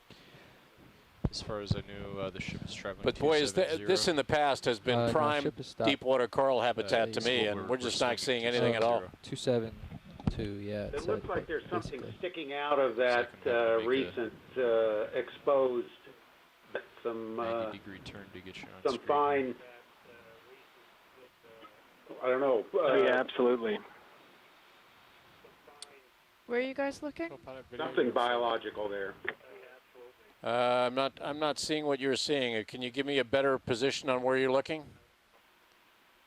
There were some very small stalks that looked possibly feathers to work. Real well, but it looks pretty. Let's take a medium zoom in there. Go ahead. Jamie, I've got to get moving a little. I'm getting tugged by the tether. Oh, we're getting yanked. Center of the screen, zoom way in. Ship move opposite. Sorry, to Brian, we have to balance move the I think- RV's got to go. I think the ship has stopped, though, has it not? It has. It's Yeah. just gotten a little bit ahead of us. At 310, Sirius has swung like Right. 20 meters since we stopped or something. Tilt So up, Dan, and you can try we're to just get trying to That's okay. To They were reorient it, I'll almost back the ship certainly up a little if we need to feather stay duster worms. longer. Just the upper Just part gonna of see the how much broken more Zero swings. edge of that And that outcrop. As pilot's we were gonna rotating, you rotate could kind of see them in and put relief. his aft end towards Sirius to give him a little tether to play with. Try to center me up on your screen and see if you can Yeah, we're see me. still trying to get you a bit of a zoom here. It's going to depend on how things work out spatially, though. That did it. Maybe not. Okay, Jamie, what are we gonna? Let's zoom in at your 9 o'clock and then panel on the outcrop. But it's the fresh face I'm after. The whiter face. Copy that. I've got tether for that. You can come down a little too, Dan. You're at a delta of 19.6, and since you're so far away, you can come down substantially. Copy. What are you comfortable with here? As low as 10 when you're this far away. Okay. As a rule. As you get closer, you go higher, right? Just think of the dynamics of the tether. The closer you are over top of me, the higher you want to be. And just remember to keep an eye on your altitude as you go down and don't get too close to the ground either. Okay, video. I think Jamie wants a tight shot of the white. Dead center and up near the top. They're seeing some biology. I'm not seeing it, but we want to take a look at it. There are some stalks at your 10 o'clock, Todd.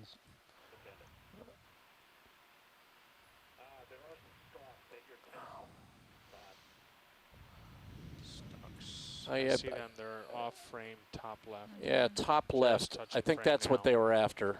Yeah, they're worms. Potentially the worm tubes. You can see their mouth If parts. we tilt up there, I think there's more. They're feeding There we are. appendages. Yeah. Now they're at 7 o'clock.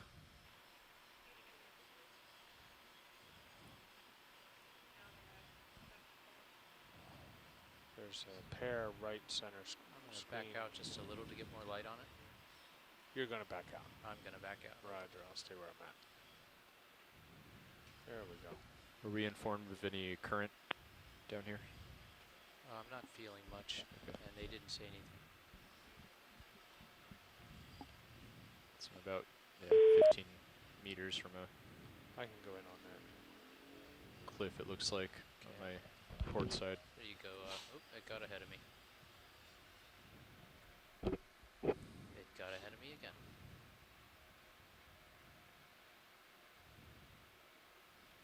I think these holes in the outcrop are preserved burrows. No, I think it's primary I'm sedimentary closer to structure. this hard face on the left. You're okay. You're 20-some meters away from it. There's Look at one. the range on your sonar. Bottom left. You're 15 meters away from it. What's that inner ring? That range is 20 meters, so this ring here is... What's this? Yeah, I'm the inner looking. sonar read. That is the tether. These hard grounds are formed as chemical precipitates from the upward movement of fluids in the subsurface. I think you're seeing fluid conduits. That could be below There's a you, worm out of the just one on next, the left. next to you. What have you got for Right altitude? there. Well, you've got 15 for altitude. There you go. You're doing okay. Looks like I'm not seeing a lot of biology on this face. right here's the worm. Yeah, I guess so. Oh yeah, they're right in the 9 o'clock. Yep. Yeah, absolutely. Sorry, my mistake. And I guess That's good, guys. I see it filter feeding there. Yeah, I completely missed that. It's amazing. They're really tiny, and then And then there are several of them. There are two in the back, 3 or 4 in the background too. yes, Very nice. and then I'm gonna have to the pull color out. of their tentacles were like the same color. as the I was rocks. just colorblind to those tube worms. I didn't see them. Is that what you needed, guys? Oh,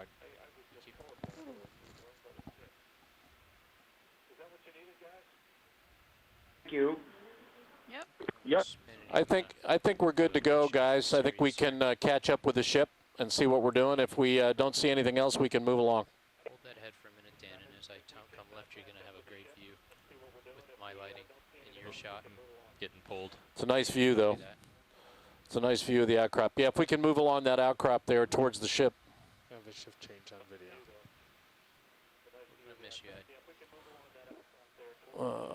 Right there. Well, no. Maybe somewhere in there.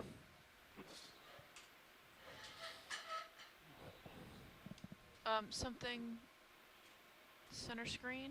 Copy that, Steph. Yep, center screen. Might just be sargassum, but getting a little on edge here for some octocorals. I don't know if well, that looks, well, I don't know. Hard to say. It could just be weed, I guess. pilot. Their video. I think it is Going sargassum. on this in just a second. Give me a second to steady it up. Go on in. Starting to see hard corals in our sleep. Right. Yeah, but I do believe it's sargassum. Yep. That's all it is. More brown algae. Very nice. Thank you. Thanks, pilots. Keep moving along to pan left there. That's what we're after. Take a look. Nope, we got a squat lobster under the rocks over here. He's white. Take that video. Unidopsis, maybe?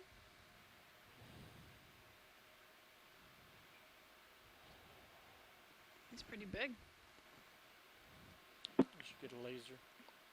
In the inverted position, that's the more difficult position as a squat lobster. Inverted. Yeah, he's another Munidopsis, a different species. Video. Woohoo, I got it. That's a more difficult, resting position, upside down.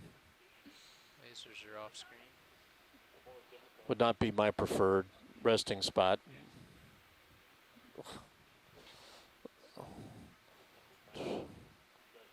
The judges love it, though.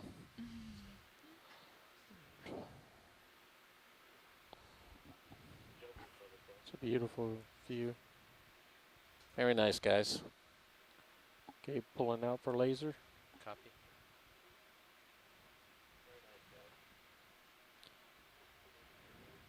Yeah, 10 centimeters, roughly. Shore side, we've got someone with an open mic. If you could please turn your mic off unless you're actively speaking. We're getting echo. Okay, come on out video, please. Yeah, continue to pan left, guys. That's what I'm after, as long as we can catch up with the boat. Got a pretty good outcrop here. Walk along and see what we see. And then when we'll run out of outcrop, we can move along. I don't think we'll run out of outcrop. Looks like it's a pretty long one. Yeah, and it goes generally more north than west, it looks like. So you're gonna. Yeah, well, let's follow it as far as we can, and then we can move to 4.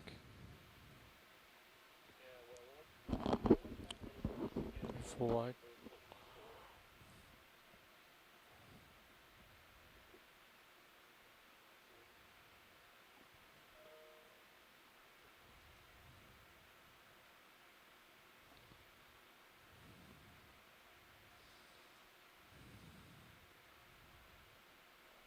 It's amazingly barren seafloor. I just find it very interesting. Just biology's gone elsewhere for the most part. Little bit like being a rover on Mars. You're seeing a lot of rock, but no biology. Yep.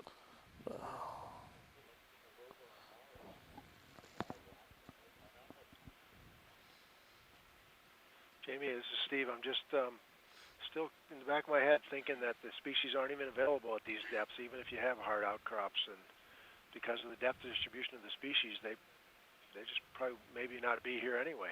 No, How abundant you'd expect them to be. There's got to be an explanation. I mean, I think these outcrops are relatively unstable. Many of the deep corals that are known in this region are known, at least in other regions, to extend down to these depths and deeper. Yeah, is that right? How deep are we now? 2579. Okay. So, Brian, you're saying you should find them elsewhere. Can zoom these from this depths. spot. Stand by.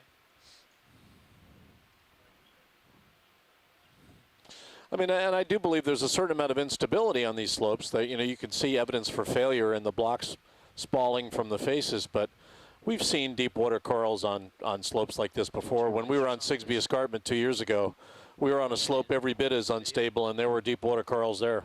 How often would you say that it collapses or tumbles or breaks? Is it something that happens? It's not happening every day, and it's not happening every year, and if it happens catastrophically, and a lot gives way. But if you're talking about a span of life of a deep water coral of being hundreds of years, it would likely happen during the span of life of a coral that's that old. Right, so in theory, we should at least see some new recruits if there was the I capability. would think so, yes. That's what surprises me. I would think we would. Yeah, small ones. If you could speak just a little louder. Copy that. Yeah, it's surprising that we don't see any recruitment, and I think telling. Okay, lasers off. You know, it's not a pollution issue. I mean, we're not in an area of extensive commercial development. We're hardly seeing any trash on the seafloor. We've seen a few pieces. The temperature's not unusual. The salinity's not unusual. Current has not been an issue. So it surprises me. I just pulled up a few meters. Sounds good. 14 meters above you. Excellent. I can't help feeling that the structure Looks of like this there's a cave straight ahead. outcrop suggests burrows still. From this And distance. just how old those burrows might be is the big question. But so they are, it certainly looks like something, these are either casts or open burrows looking to me. I think you're being influenced by hard grounds and shallow water environments. I don't think you're implying that these rocks have been exposed at the surface, burrowed, reburied, and now re-exposed. What's doing the burrowing? Yeah, that's it. There isn't anything there that right. That would be doing it. Right, and I, you know, Have a look at the shrimp to the left. I know what hard grounds look like, and these could be primary sedimentary fabrics for chemically precipitated rocks. And there's squat lobster. A little bit of dust in the image, sorry. Some shrimps and squat lobster. Possibly polychaete around the 1 o'clock That's position. putting in the dust filter. Thanks. Now, that's a different species of thread leg shrimp again, Nematocarcinus. Could be Nematocarcinus ensifer. Thread leg. Thank you, Mary. How about this? Is this Unidopsis? Dan, while you're otherwise unoccupied, The blind one? You might want to familiarize yourself with where all the hydraulics buttons are. Bill, off the coast of Israel in about 1,400 meters of water, we saw rocks that looked exactly like this with hundreds of streams of gas coming out of them. Cold seeps. Every hole had gas coming out of it. And we were seeing rocks in the process of forming off Israel, surrounded by shrimp and other evidence for cold seep communities, but just a lot of gas coming out. And I just think just because we're not seeing gas coming out of these holes now doesn't mean that isn't the way these rocks were formed. Okay, that's all right. We can go through that another Yeah, that's true. Obviously, there was something going on at this horizon in the deposit to form the stratigraphic layer. Just whether it was depositional or post-depositional lithification of it, it's unclear. But well, I think it is clear. I think it is. I think this is a depositional fabric. I'm sorry, but I mean, hard grounds. The way in which these hard grounds are deposited is in the subsurface is actually pretty clear in the Gulf of Mexico. So I don't mean to disagree with you in public here, but I really think these are formed in the subsurface through escaping fluids. Now they're being exhumed on a slope, but I think very little of what we're seeing biology in some of these holes, but I think it's an opportunistic emplacement of the biology in the holes. The biology is not creating the holes. Okay. Squat lobster arms. What's that? Yeah, there's something in some food or something. Squat lobster with something.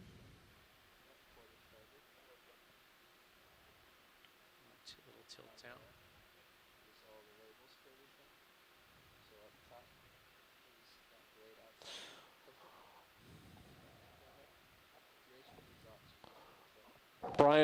Brian, do you want to move on? Sure. I'm going to pull pull out to reveal the item that he's holding on ROV to? nav, let's move on to waypoint 4 at 0.3 knots. Alright, let's copy 2. I'm good with that when you're ready. Okay, you can sort of drop down and then I'm on the rotate left. Oh, okay. bottom. Camera's full down.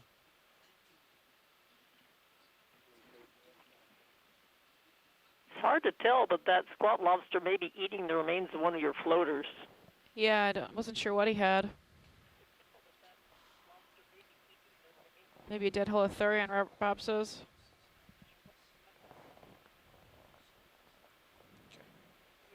Go ahead and dial it in. I'll stretch out. Get away from the sediment I've kicked up from spending too much time in one spot.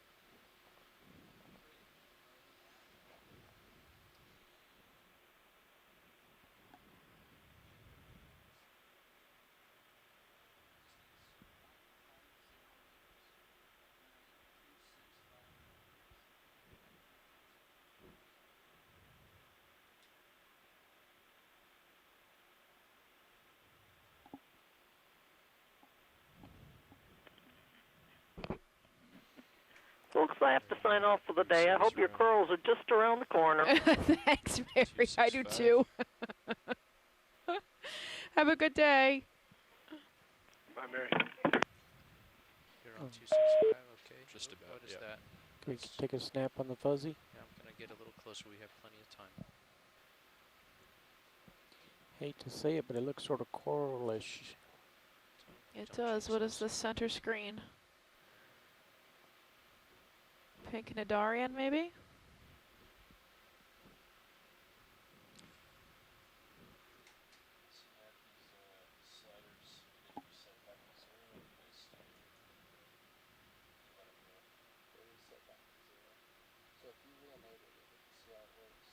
Sure, looks like a coral. There's a little fish next to it. Might have a sea pen? I think so. Okay, start to go in on it. That looks like a sea pen of some Just type. going to let you frame it with the fish. With And the then go fish. in on one or the other.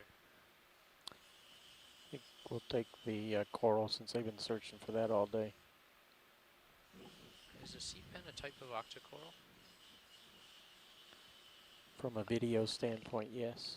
Okay, Yeah, it's it is definitely- actually a type of octocoral, yes. If you look at its polyps, they have 8 tentacles on I've them. never seen this species myself. So we have a sea pen, Our yay! second octocoral species of the day. See the 8 tentacles on each polyp?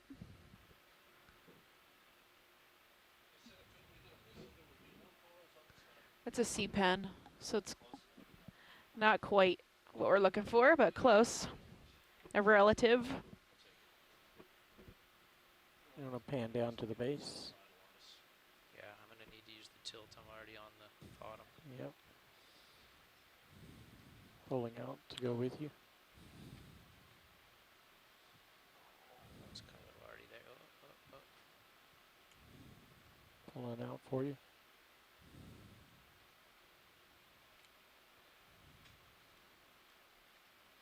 My toe hold just came loose. It's probably about 15 centimeters tall, maybe. And we'll frame See it a for little full screen. landslide underneath the ROV.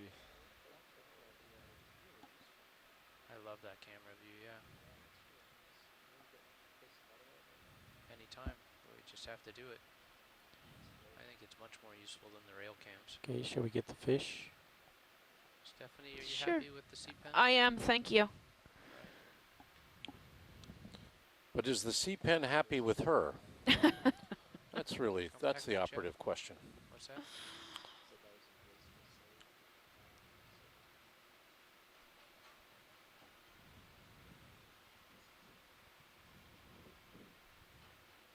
Now, what kind of a fish do we have there? I'm not sure. See if Andrea is looking. Got away from me a little bit.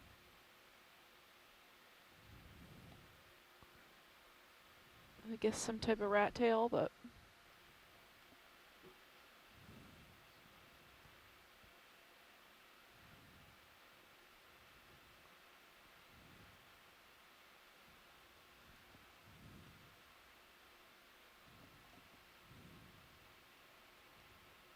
Can you zoom in on the How gills, fast guys? is that ship move going? 3/10. She says it's not a rat tail. Dust coming in. Still got a little time, Todd, but it's about 80 degrees. Okay, copy that. Max zone. All right, this is max zoom. I don't think we've seen him before. Juvenile halosaurus, what she's saying. Really? Oh, I'm sorry, Mike said. Wow. His pupils are quite dilated. He's much more appealing than his adult.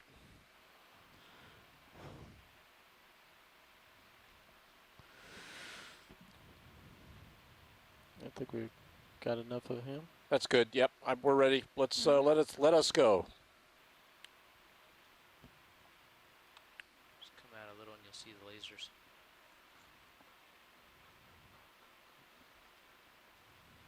Tiny. 90 degrees. Turning 90 left. Lasers off, please. Dan, another thing you're always going to want to keep a hawk eye on is the turns counters of the two vehicles, right? Yep.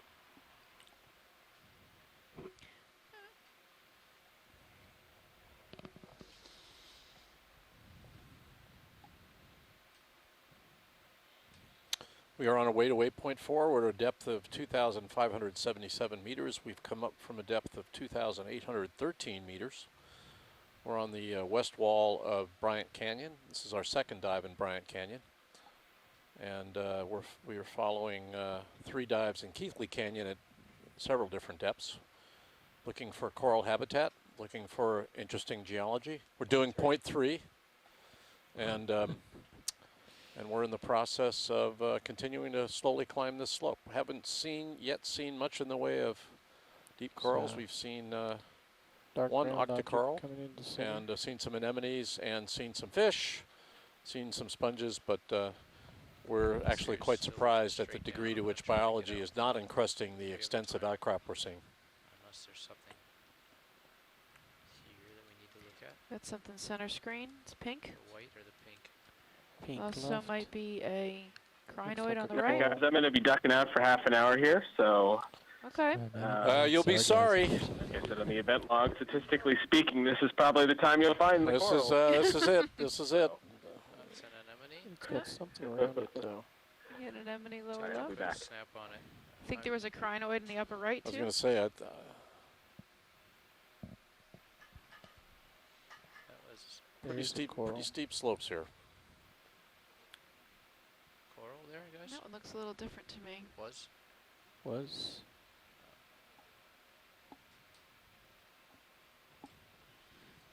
Yeah, there was a crinoid to the right of him. It's full wide. I think the other Yeah, object just you about saw 90 was a degrees. sponge, but I'm not sure. I really need to be moving. Fixing your sonar, pilot. Set up and take big picture mode. I was ready to punch it out of here. Yeah, I think we lost Gotta it. get up and Okay, no worries. Alright, Tripod is fish. Sonar Nav, can you stopped. restart the sonar? Off here I away. just did. It's coming. Have It's mouse for centering and that too. going. Yeah, I got another sponge. I don't think we need to stop for him. I think we can keep going.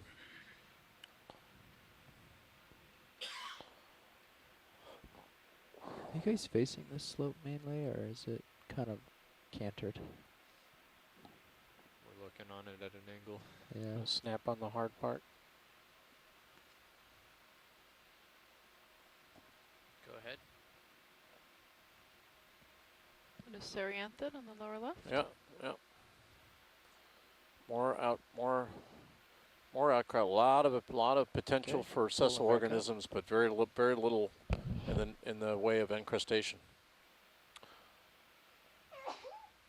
Bless you. Bless you. We've got some kind of tube. He's feeding. Yeah, a that's a stalk of some kind. yeah. Tilt this almost straight down. Just about. You want it? Quick one. This is 90. Oh, that's a worm. Yep. Looks a little bit like the worms that were sticking out of that outcrop a few minutes ago. little bit bigger. Yeah. Okay, Yep. and away we go.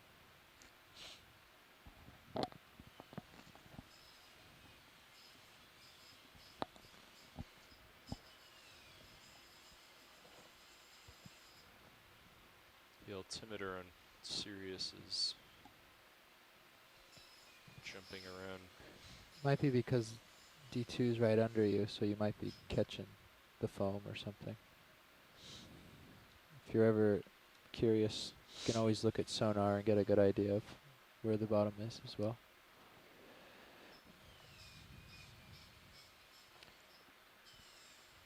You also have your PTZ camera on Sirius. The one that says Sirius up there. Dan? That's the joy box in front of your big one.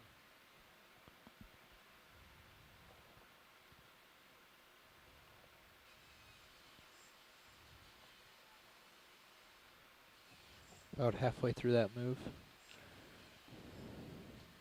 Come back.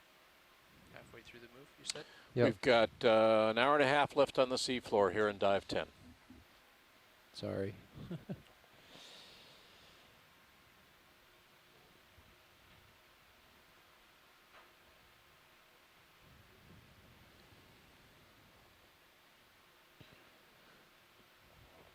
We have a stalk of some kind in the upper left. You did take a look at that skinny pink one. This is at least a snap.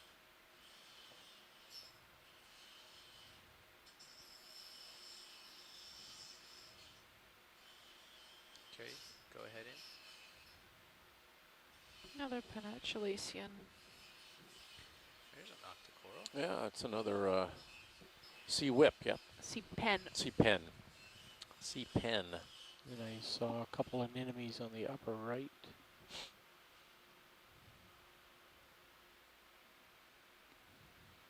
And Balella. The proverbial sea pen. Very pretty organism. We're very close to that guy pulling out. A biological pinwheel. Yep, okay. Pulling out for the anemones in the upper right. Okay. Turn and face them.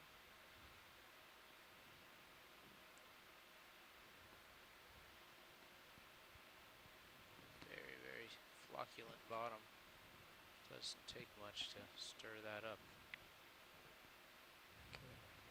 70 degrees. Copy. And maintaining about 15 meters above you. They already went back inside.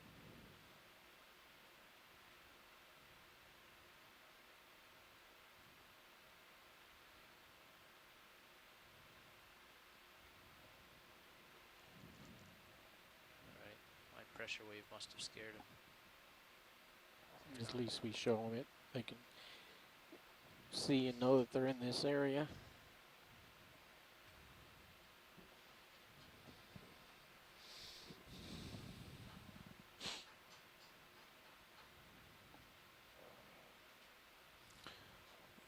Looks like clouds along a mountain face, doesn't it? Looks like you could be flying along the edge of a mountainside here. It's great. Yet another. Yep. Snap it. Stand by.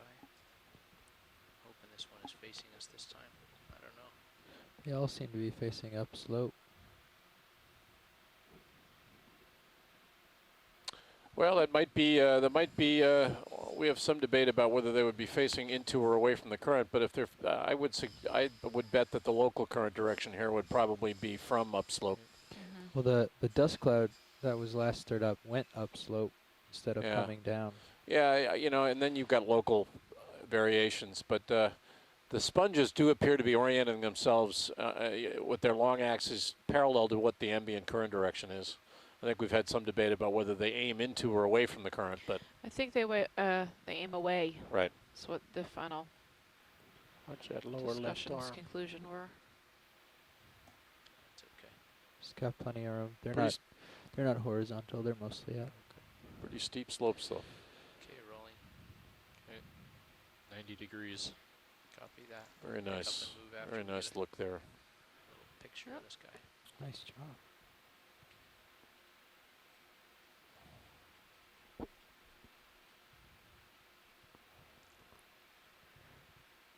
Balula? Beautiful. CPAN? Tell you, they're marvels of construction when you get up close to them. They're really Amazing.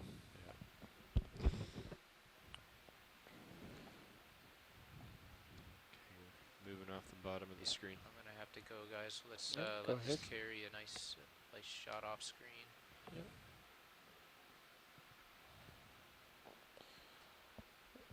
And we don't need to stop at waypoint.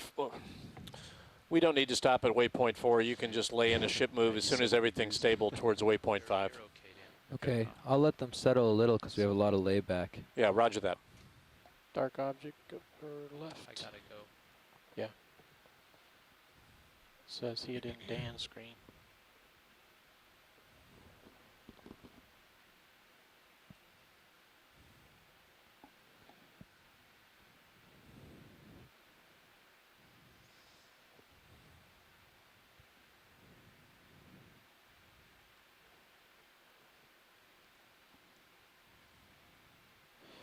Ship's just about done with the move, but you've got at least 40 meters of layback, I think, that you'll catch up to. All right.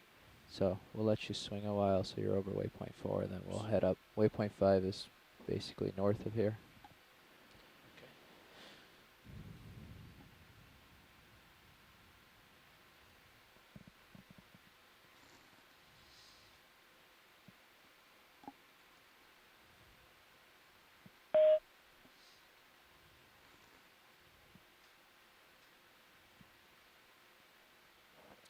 Dark object on the left. Probable Holothurian. Yep. Holothurian. I know you've seen a million of them. Snap zoom on the way by. That's the same one we've been seeing consistently on this dive, though. More of a pincushion blue than the other one, which is smooth. Perhaps this one's in a prickly mood right now. Okay, moving on. Benthothuria is the genus of that one. We have another CPAN. 2. A small one on the left, a bigger one on the right. Yeah.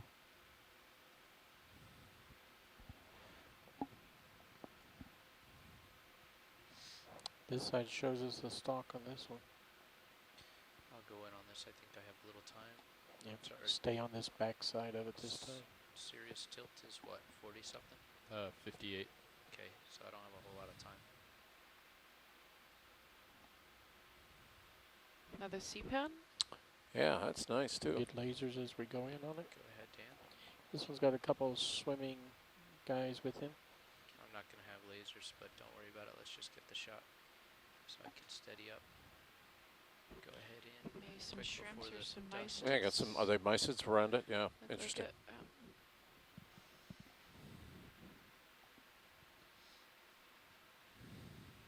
There's the dust. Shoot.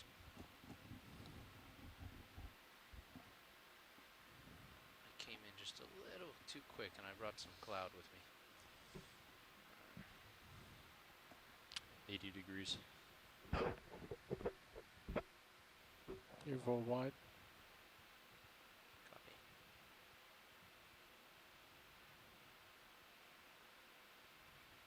There's a get an idea how big he is. And I'm going to come up off the bottom.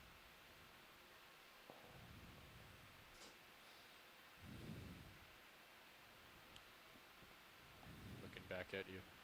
Okay, copy. Going. Can turn lasers off.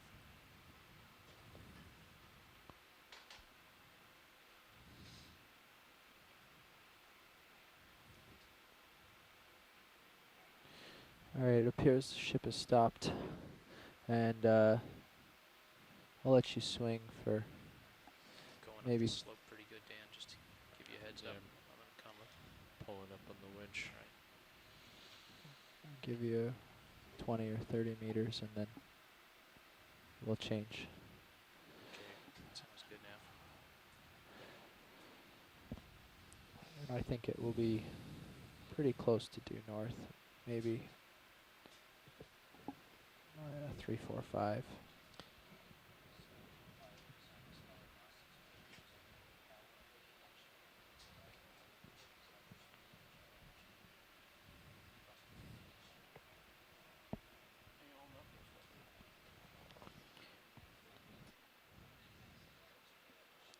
Another C-pin.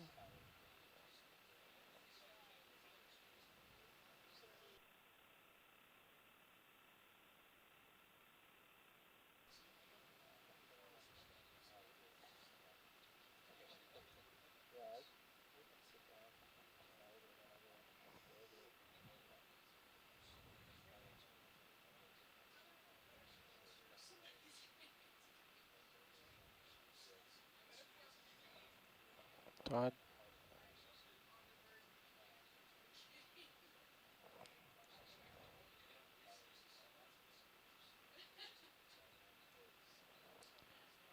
Todd, your mission, should you choose to accept it, is to find the coral forest that no one knew was here. That would be nice.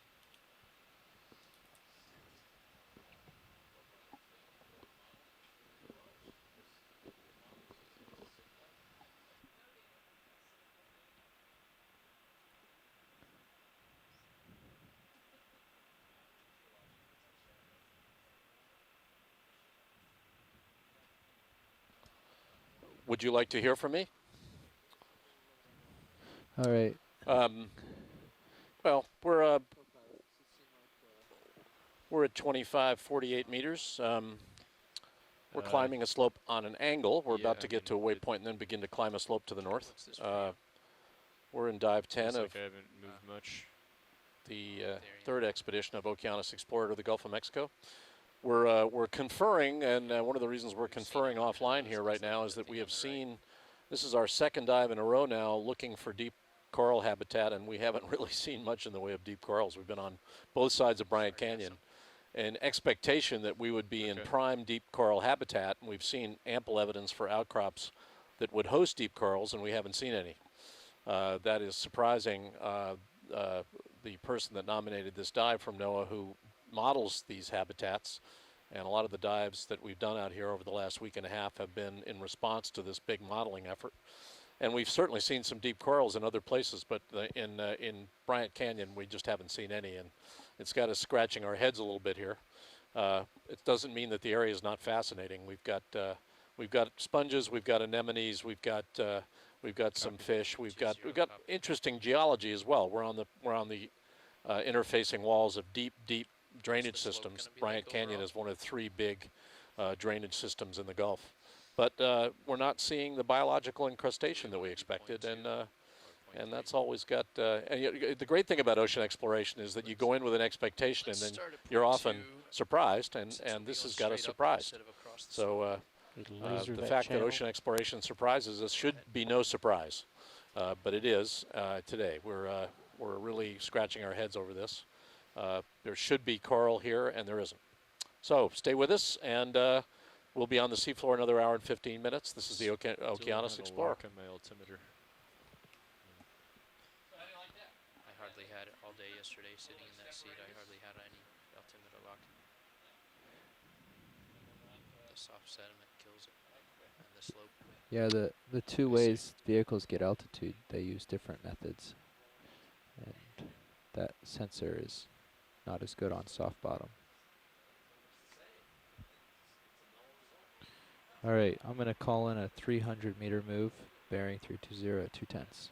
Copy that. We're already ready to go. Bridge, ROV nav. Ship move, please. Thank you. She's listening. Should we take a snap on those dark trails? Those dark. Now we can hear everything you say. Open mic. How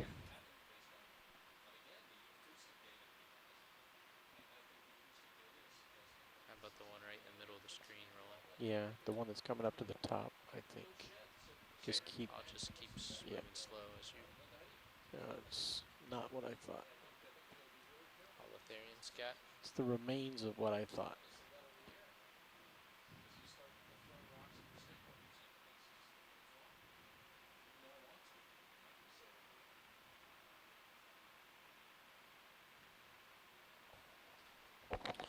Let me know. Okay, pulling out. ROV nav, let me know when you've started that move to waypoint 5. I have requested that chip move. It should Be underway very soon. Actually, it's underway now. Ship is moving. Roger that. Point 3. And we're right over waypoint 4 now. We just arrived. So. Excellent. We are at waypoint 4, and we're moving more or less north to waypoint 5. It's at a range of about 283 meters away. We should get there before the end of the dive. That's about an hour and 15 minutes away. Don't worry, folks. We have another waypoint after that that will continue to take us up the slope here. We're in a water depth of 2,544 meters. It's Tuesday, 2 days after Easter. We hope you're all taking some time out of your busy day to spend a little time exploring the seafloor with us. This is the Okeanos Explorer. Looks like we have another sea pen straight ahead.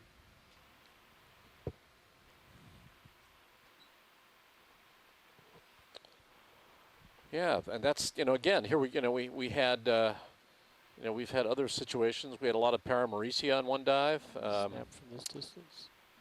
And here today we have this particular organism, and we've seen several examples of him and nothing else. Go ahead in. And he seems to be extremely happy here. They're all bent the same way too. Yeah, he's question mark shaped. One with arthritis. That's great. It must be current related though, right? I would imagine. You would think so, right? Yeah. Beautiful organism.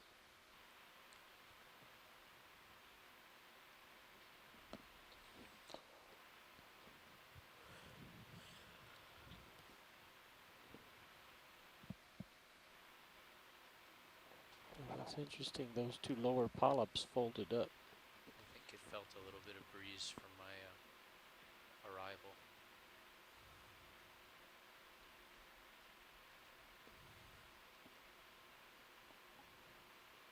Tight zoom.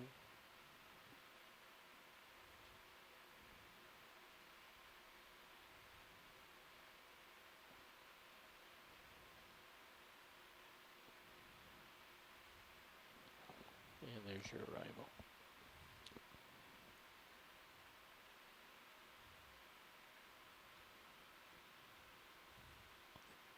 Full line. Comes my departure.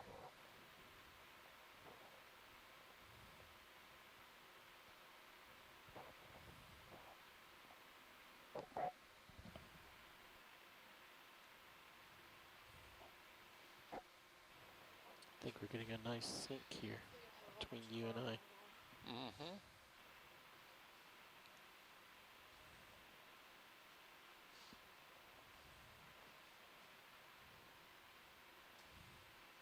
That's an interesting feature on sonar. See that square, almost 90 degree? I do, but I'm not. Do we have? Can we get over there? I think you're looking at the top of that ridge. It's just yeah. no returns. I just thought it was cool. It was like 90 degrees. Yeah, as we move north on this slope, we should be seeing more gradual slope as we rise here. Oh yeah, see it on Sirius cam? It's a little drop off on that side. Yeah. Yeah. It's interesting. Well, we are on a slope of a big canyon, so periodically I would expect that there are large submarine failures here, headed off into the canyon, which is off to our off to the left side of the sargassum center screen of the D2 view. Yes. You guys want to play with the sonar a little bit? I would turn down the D2 gain and crank up the. This is just there's no information there, right? We're at a water depth of 2,540 meters. We're on the shoulder of a slope, the west-facing or the west side, the east-facing wall of Bryant Canyon, the lower part of Bryant Canyon. I wish you could type in here. And we're looking for evidence for deep water coral habitat. We just haven't found many deep water corals. We've found a lot of outcrop that would have been suitable for them. It seems to be prime habitat. We've had some acoustic evidence or geophysical evidence that this could also be a chemosynthetic area. We have seen virtually no evidence. One spot where there was bacterial mats, but we're not seeing any evidence at all that there is chemosynthesis here. We've seen no biology and obviously no fluid escape either. On this little hill? You're seeing what we've seen a lot on this dive, slightly rippled sedimented seafloor interspersed with patches of carbonate hard ground outcrop, some of it quite steep. but very little in the way of encrusting biology. Oh, you already. We you have already water. helped- We you have already found see deep water something 25 octocorals. I'm meters straight corrected ahead. by Andrea Quattrini. The next But ridge. we thought we might see bamboo corals here. Brian Kinlan thought we might see Paramaricia here. We have not seen that. But yes, Probably looked pretty absolutely, impressive deep from water Sirius's octocorals. We've seen sea pens, view. but not a lot. I mean, we've seen a few. We have not gone to any of these hard ground areas and seen what I would Actually, expect. I was looking for the wide view. We've as seen its no lights go over heavily the edge. encrusted areas of outcrop in clear water, on good outcrop, in water depths that are apparently suitable for these organisms. We haven't seen them.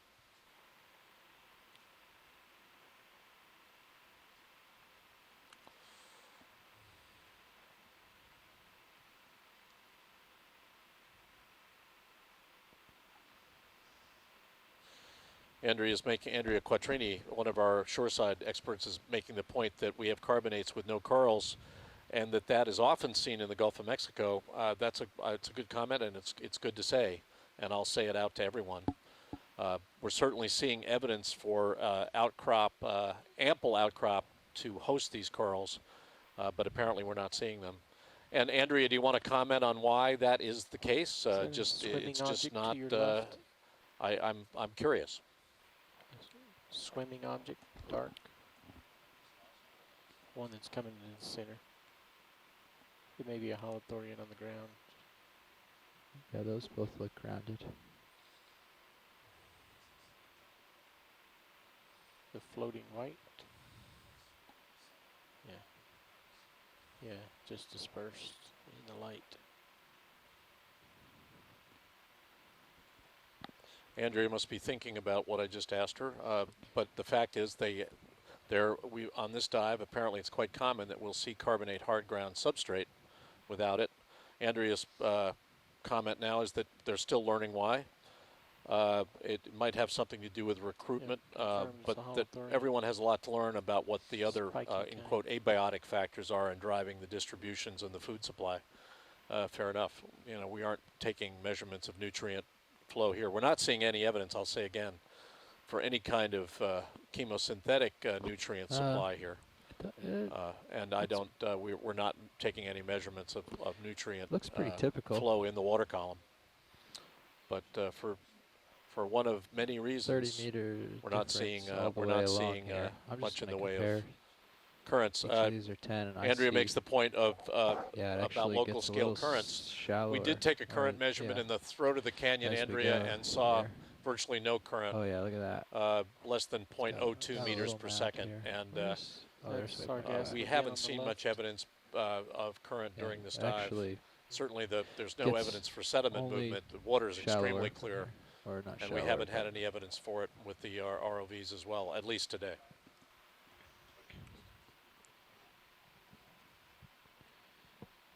Yeah, you're swimming shrimp to your right, upper right. One in the water column.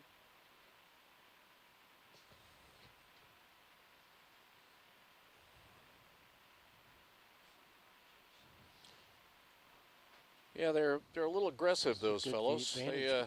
They're either swimming away or. If I know how to use your calculator, it's about a 20%.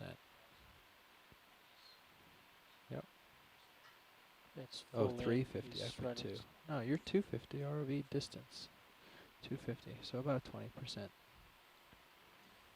Yeah. Bill Keeney's making a comment that there's not much food for corals in the water column. I think that might well be true.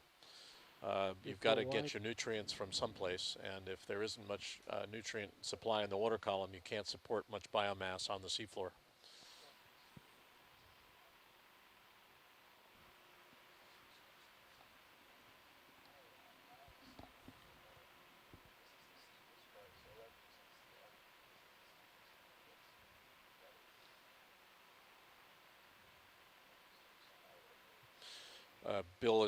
Bill Keeney is with the Sanctuaries program at NOAA, and they've been spending a lot of time looking at Keithley Canyon because Keithley, the Flower Gardens National Marine Sanctuary, is up near the head of Keithley.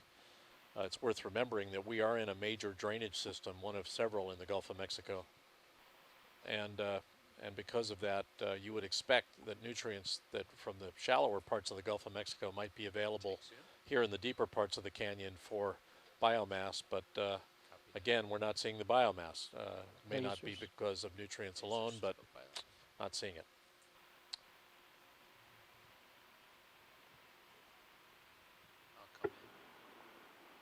Yes, of course, most of the shallow water corals, of course, have symbiotic algae and can get a lot of their energy from those symbiotic algae in their tissue. But of course, down here, the kinds of corals they don't have a symbiotic relationship. They really rely on whatever food sources they can get from that rain down or carried in currents down here, and just may be that those whatever kinds of food sources are being delivered here aren't what exactly those corals need. Yeah, and we're out here in about 2,500 meters of water right now, and we can see several rigs north of us on the surface. The pollution was mentioned as a possible factor, and certainly there are parts of the Gulf of Mexico where you would expect that pollution might play a role. There's been a lot of discussion about the pollution and the damage to deep water corals that was caused by the Macondo spill a few years ago, but we have seen very little evidence for human-induced trash out here. There is not any proximal commercial development out here. There is commercial development within sight, but it's not proximal to this site. Again, pollution would also tend to get swept down current in these canyon systems to deep water, but we haven't seen much evidence for at least visible pollution here. And any pollution that may have affected here would also impact those organisms that we do see here, like this crab or the sea pens or the other few organisms we've seen, and they seem to be healthy down here. It may have to do that they can utilize whatever nutrients and particulate matter that are here, where the kinds of corals that we were looking for, maybe the kinds of food sources they need just aren't here. Well, I remember people like Tim Shank, I'm sure there are a lot of others that were talking about the fact that the deep water corals are the canaries in the mine as a result of pollution events like Macondo, because they do grow so slowly and live so long in the deep ocean. And clearly that was one of the focuses for investigation following the spill, was what the impact of the spill had on deep water coral health and distribution in around the perimeter of that spill, and some damage was done. And once these, it's worth remembering that these deep water corals can live for hundreds, if not thousands of years in these environments, and so it's worth remembering that if we damage them, we can damage organisms that have lived a long time. I heard you guys are talking behind my back. We are, Brian. About models. Andrea, well, no, I just said I think another line of work is appropriate for you. No, I didn't say that. I didn't say that. But it's... No, Andrea's made the point, she's made a couple of good points. She said that it's often true in the Gulf that we have carbonate opportunity, hard ground opportunity for corals, but that they're not there, and that we don't understand exactly why. It might have to do with food supply and other factors. Yeah, I mean, I think major factors that could be at play are larval supply, as well as, I mean, stochasticity in recruitment can be substantial given the time spans of generation time these organisms want to take to grow. The other thing that we, I think, mentioned yesterday, but we haven't talked about today, is food supply. So even if tiny, almost microscopic recruits do manage to settle, they need to grow. And if they can't feed, they can't grow. So it's possible that something's limiting the early life stages to the point that we wouldn't see anything visible. The third potential explanation is something else about the environment inside substrate. So either what you've been talking about, the dynamics of sediment shifting, rock breaking, periodic catastrophic events, or something more subtle, such as lack of current flow to deliver a constant flux of food through to polyps. So those are just a few. The fact that we've seen sea pens means at least some ability for octocorals or octocoral relatives to survive, which I guess would argue against food supply. And because sea pens tend to be shorter-lived and faster to grow than many of the other octocorals with skeletal parts, more substantial skeletal parts, they're, that I guess would support the dynamics hypothesis. Yeah, I mean, you know, in terms of nutrient supply, I would expect that along the axis and the flanks of submarine canyons, if there were any nutrients in the basin at all, you'd expect them to happen along the flanks of these big drainage systems. But you see this pinkish I do. I'm not, and I can't tell you exactly. It looks like it's a displaced. It's kind of wedge shaped. It's kind of arrow shaped. It looks like a downslope flow of sediment. What's creating the reddish material, I can't say, but if you zoom back a little bit, you'll see that it looks like a downslope mass that's been on the move. It looks displaced. That's weird. Why would it be pink? These are your It's bringing. There's some subsurface rock with it. I saw a little pink on one of the rocks earlier, but I don't think it's biologic. I think it's geologic. There's more outcrop behind it there. And another thing to remember is that there are two potential, to simplify it, two potential sources of food. In situ food sources that could arise, for example, around a chemosynthetic community where particulates and dissolved organic matter are created there or in the water, sourced locally, and that would depend upon some local seepage. But the majority of deep sea coral communities across the world don't form in the vicinity of chemical seeps. They rely on particulate flux from the surface. So in the absence of seeps, the lack of food could be let's get a zoom here, guys, at that hollow. Flux. Yeah, Brian, I thank you. I agree. I mean, but Bill came in. I don't know whether you were around, but Bill Shedd came in at one point and said that in the adjacent drainage over at Green Canyon, they've got similar anomalies, and there's been ample evidence for chemosynthesis there. Whereas here, he said that we ought to, the anomalies are similar, his anomalies, his seismic anomalies, and that we might well see some evidence for chemosynthesis. But other than one little space where we saw bacterial staining, we've seen nothing here. I think that's good. Yeah.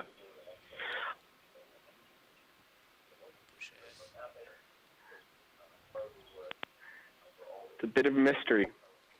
I mean, it is worth noting that obviously there are far fewer it looks like types of corals that even in our models we would have predicted to find here, and overall lower probabilities in any given place than for the shallower depth zones, even 1,200 meters or shallower, and especially the 400 to 800 meter zone, which is much more, there's much higher probability if you see a hard time of seeing corals. And so, to some extent, we had thought that pattern was, in the models, was driven by the relative scarcity of very deep data. And so what these dives so far are helping us to confirm is that pattern's real, that the drop-off in probability of coral occurrence in the very deep depths here is, in fact, a real phenomenon and not just from the scarcity of deep water, very deep water data. Now that's. Is this ours? Is this us? Nope. Boy, what is that? That looks like suspiciously like something that we would do. I have no idea, but that's man-made. Back behind you. So, and if you back up, there's like. So that's discs. my spiel. Yeah, well, you can explain this in your models. We haven't been here yet, but that looks like an ROV setting down on the sediment. So somebody's been here before us. No explanation for that. It's clearly aliens. If you back up, I have to say that. I mean, Todd, unless circles. Todd is lying to me and he's Those are your actually lasers swung there? around and done this to confuse me. That looks like an ROV setting down on the seafloor or something setting down. Another And round right disc between your under lasers, laser. can you zoom in on that? Yep. Go ahead in. There's another one that just came into view. These like ring, I don't know. round shaped dirt Bivalve piles? shell? I have no idea. No, I don't know. But that's a very strange. What is that, There's Mark? another one. There's another one down farther Yeah. below this. Before we leave, let's come wide, Todd. I want to take a pan view around here. Okay, 80 degrees, pilot. Ship down at least, if not stop it. I'm gonna back I- up and I- look at that the next mark- Are you interested enough to stop the ship? No, but that there's another ring-like organism down. Over Yes, 95 let's stop the degrees. boat. Yeah, let's stop it. What is that? What is that millstone object right in the lasers right Go there? ahead in. I don't know. Okay, so Todd, should I keep my current heading or should I swing back toward you? Go ahead and swing back toward me. Okay. Keep an eye on the tether. Tell me when it's going to start coming tight. Okay. You'll definitely overshoot me, so. That's man-made too.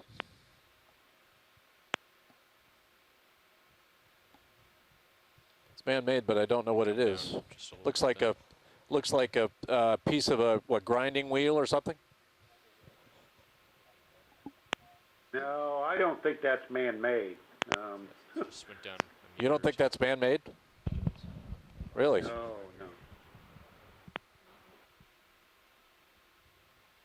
Looks like it might have been displaced upward from that sediment below. I don't see how it looks like it just popped.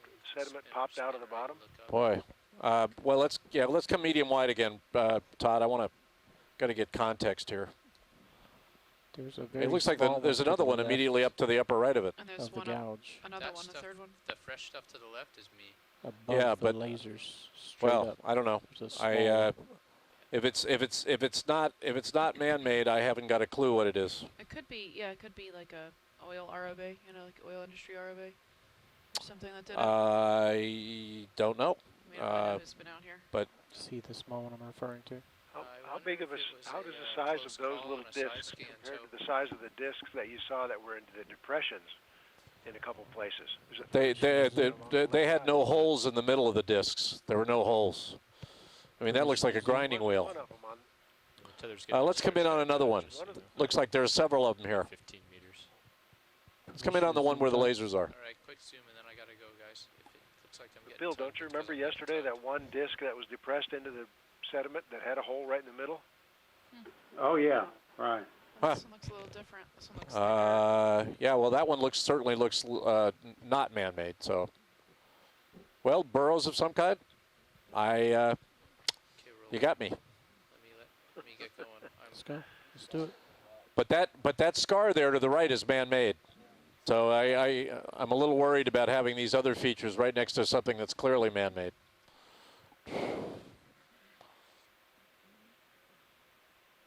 Well, I would argue that we don't know what made that mark. You don't. Well, Bill, then I want you to tell me what made it. If it was Mother Nature, tell me what it was. Well, I don't know. We've seen those tracks that we thought were made by a beaked whale. Maybe that was Another one? such a thing. Continuing it. No comment. 320. All right, we're moving. We got to move. We're on our way to waypoint 5. We'll be on the lookout. Those circular objects, we haven't seen anything like that. We did see some circular features. I didn't see holes in the middle of them on the dive yesterday, but certainly one of them looked more man-made to me, and the other one didn't. So I think the verdict is Looks like a we're pot. open. Looks like a man-made pot. Possibly a rock with something on it. Let's take a zoom here if we have time. Looks like a squat lobster. Okay. Yeah, that's fine. Oh, thanks, Jake. Jason Chater from the USGS in Woods Hole said we saw similar circular features to those in the new canyons last year. Did new canyons mean, I presume you mean the East Coast canyons. I'm not sure what you mean by new canyons, but, well, that's great. Jamie. I'm sorry? I said, here's a nice rock It's a nice rock. for you to It's talk a nice about. rock. Well, it's a, you know, again, I think it's a carbonate hard ground. It's full of holes, and you'd be tempted to say that all the holes are biological, but I'm on the side of things that says the holes are formed by escaping gas and fluids, which in fact form the rock. I think when the rock is exhumed at the seafloor, it becomes, all those holes are homes to biology. The biology is not creating the holes. They're primary holes. They're intrinsic to the formation of the rock in the subsurface. You have a sponge on But the that, lower left like that squat lobster is very happy using those holes. I've got enough of this.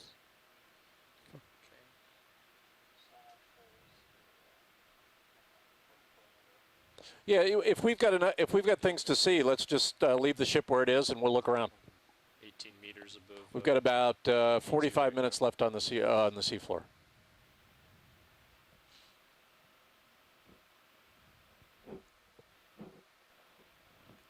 Still swinging a little bit. You're seeing more of this orange staining in the sediment here. I think that last piece of hard ground was quite orange. Orange in the seafloor environment generally means the presence of iron, but it can also mean biological staining too. It doesn't have to be iron. But this is pretty red stained. Can mean iron in the local sediment. Is that more of the round things in this? Yeah, there's a fair bit of staining here that I think is related to iron, presence of iron. Did you say you saw more circular of those circular discs? You have to come back out on your zoom, and you'll see some circular things. Yeah, upper left at the 10 o'clock. There's one right there, Todd, if you can get it. Center left view right now. Yep. Okay, really? Yep. Well, you're right. Yeah, Another one right there. Yeah, Bob's calling them donuts. Any idea, Bob, what you think they may be? Serious, really? Yeah, I'm swinging closer to that face. Yeah, I'm gonna catch up with you so you can see what you're doing. Anyway, you're right. I mean, I take it back. I don't think these are man-made. I bow to the ubiquitous nature of these. They're clearly not man-made, but they're. I don't know what they are. I don't know what's making them.